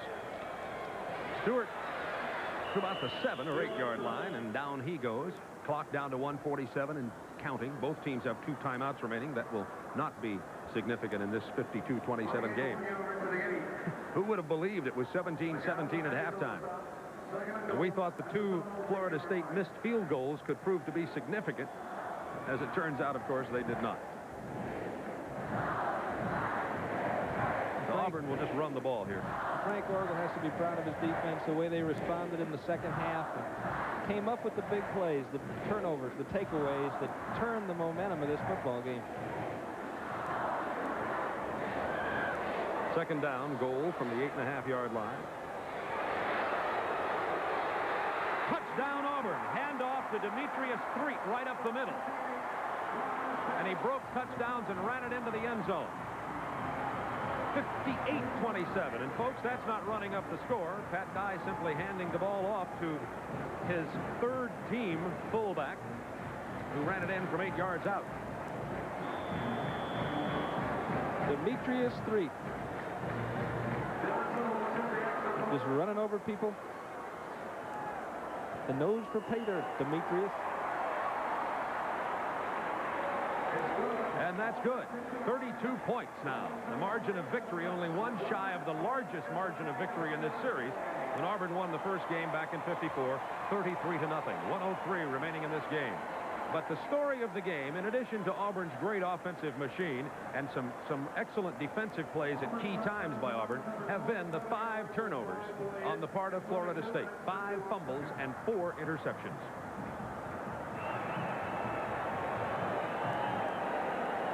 Something that this team had not been doing. No, it hadn't been doing. It's been offensively, it hadn't been up to the production level of a usual Florida State offense, but it hadn't been handing the ball away that much.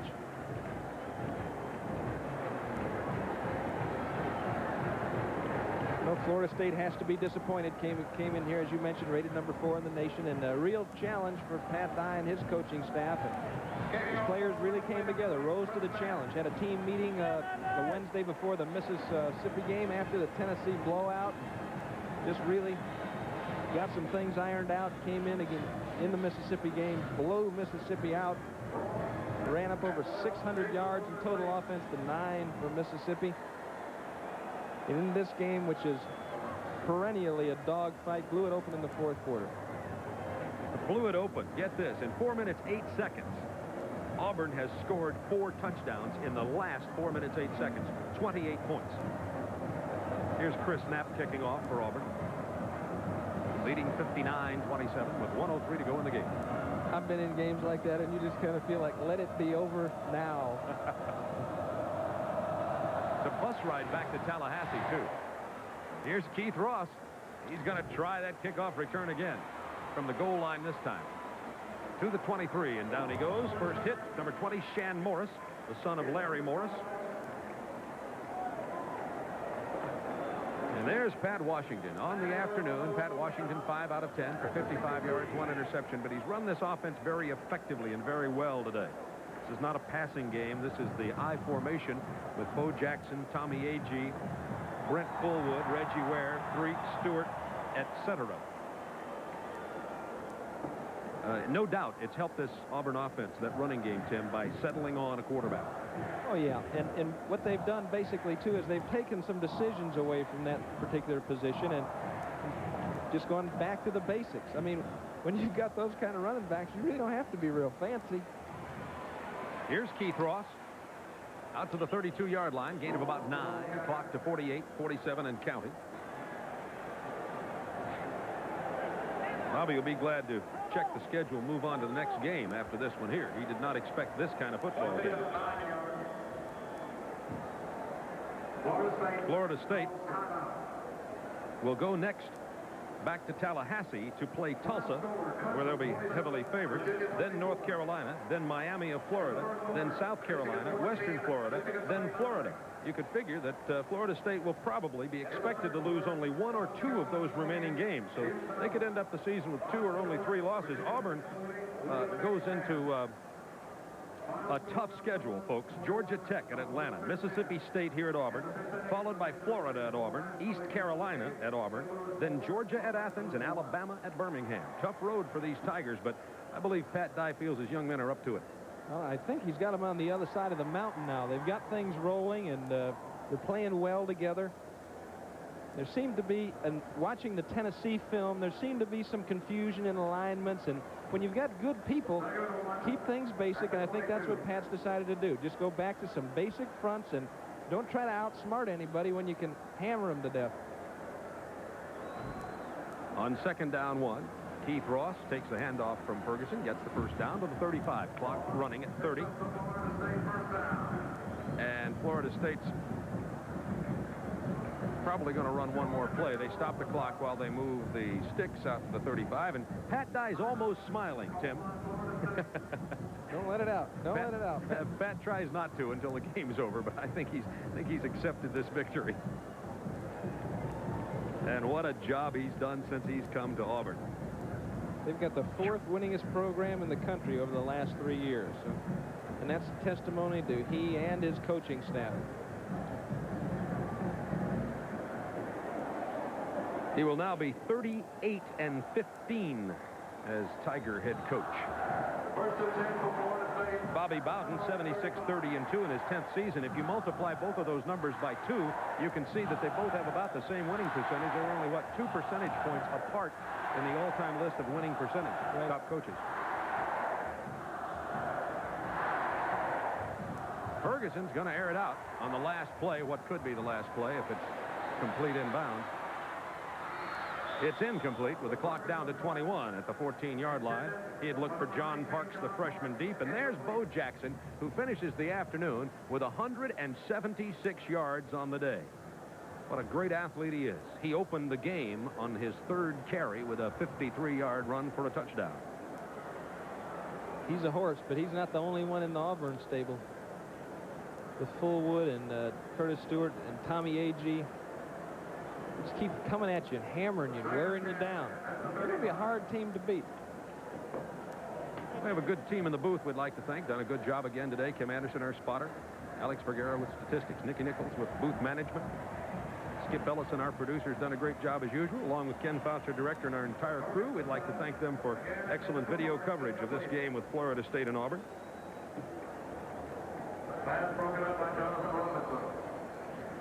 The SEC has some real tough ones on their hands today. There are a lot of teams in action. We've given you some of the scores as the afternoon has gone along, and of course we'll have more for you on most of these stations on the football action report after the game. Alabama plays Penn State later this afternoon. Tennessee lost to Florida 17-10. Mississippi State's at Kentucky tonight. Georgia's at Ole Miss in Jackson tonight. And LSU plays at Vanderbilt tonight. So that's the SEC schedule for today. And next week we'll have the Tennessee-Alabama game for you at 12:30 Eastern Time from Birmingham, Alabama. Delay of game against Florida State with 15 seconds remaining, so they'll line it up and take the snap again. Chip Ferguson, the freshman, in there, with 17-17 at halftime. We had some professional help up here, too. Bob brought it on a statistician, Charlie Krasnick, been helping me out up here. Getting hello to his wife Dale back there in Old California, horse country. 15 seconds to go in the game. Chip Ferguson lines him back up again for the final play of the game, probably, unless he throws it. He's gonna. And he throws it long. That's Philip Bryant. They got a big, deep prevent coverage on it. Number 9, Powell, was back there along with 3, Kevin Porter. They got another play underway. Bobby Bowden keeps throwing this ball down there. I guess, you know, there's some intelligence to this, Skip. Oh, boy, did I hurt you, baby? Did I hurt you, baby? Yeah, Tim, there's some intelligence. I look like Skip Carey. That's good. Yes, you do. My sidekick, Skip Carey. There's some intelligence to this on the part of Bobby Bowden, in that in a close ball game, when you got to be throwing it late like this with a prevent defense, it doesn't hurt to have some opportunities for your young man to try these plays.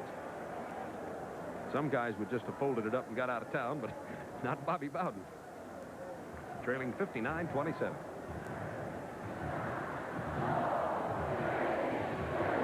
This could be the last play. Tanner Holloman. And that's the last play of the game as Tanner Holloman goes down. The final score, Auburn 59, Florida State 27. Auburn is now 1-12, lost 1, and tied 1 with Florida State in what, after next year, when they do not play, will become a long-term, ongoing series between these two schools and will prove to be one of the great rivalries in the country. We thought it would be that today, and indeed it was, for about 3 quarters. But Bo Jackson and company just gave the Florida State Seminoles more than they could handle. Florida State self-destructing with 9 turnovers. This is Turner Network Television. On the Red Man Report. Final score, Auburn 59, Florida State 27. 872 yards of total offense in this game. 553 from Auburn. Bo Jackson gets 176 yards on the day and 2 touchdowns.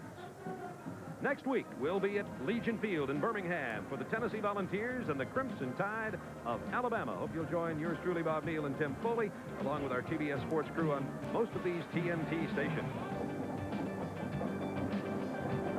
Today's game has been brought to you by AC Delco, the smart parts, and by Gulf, the station with one low price, cash or credit, and by BMW, the ultimate driving machine. To arrange a thorough test drive, simply phone your nearest BMW dealer.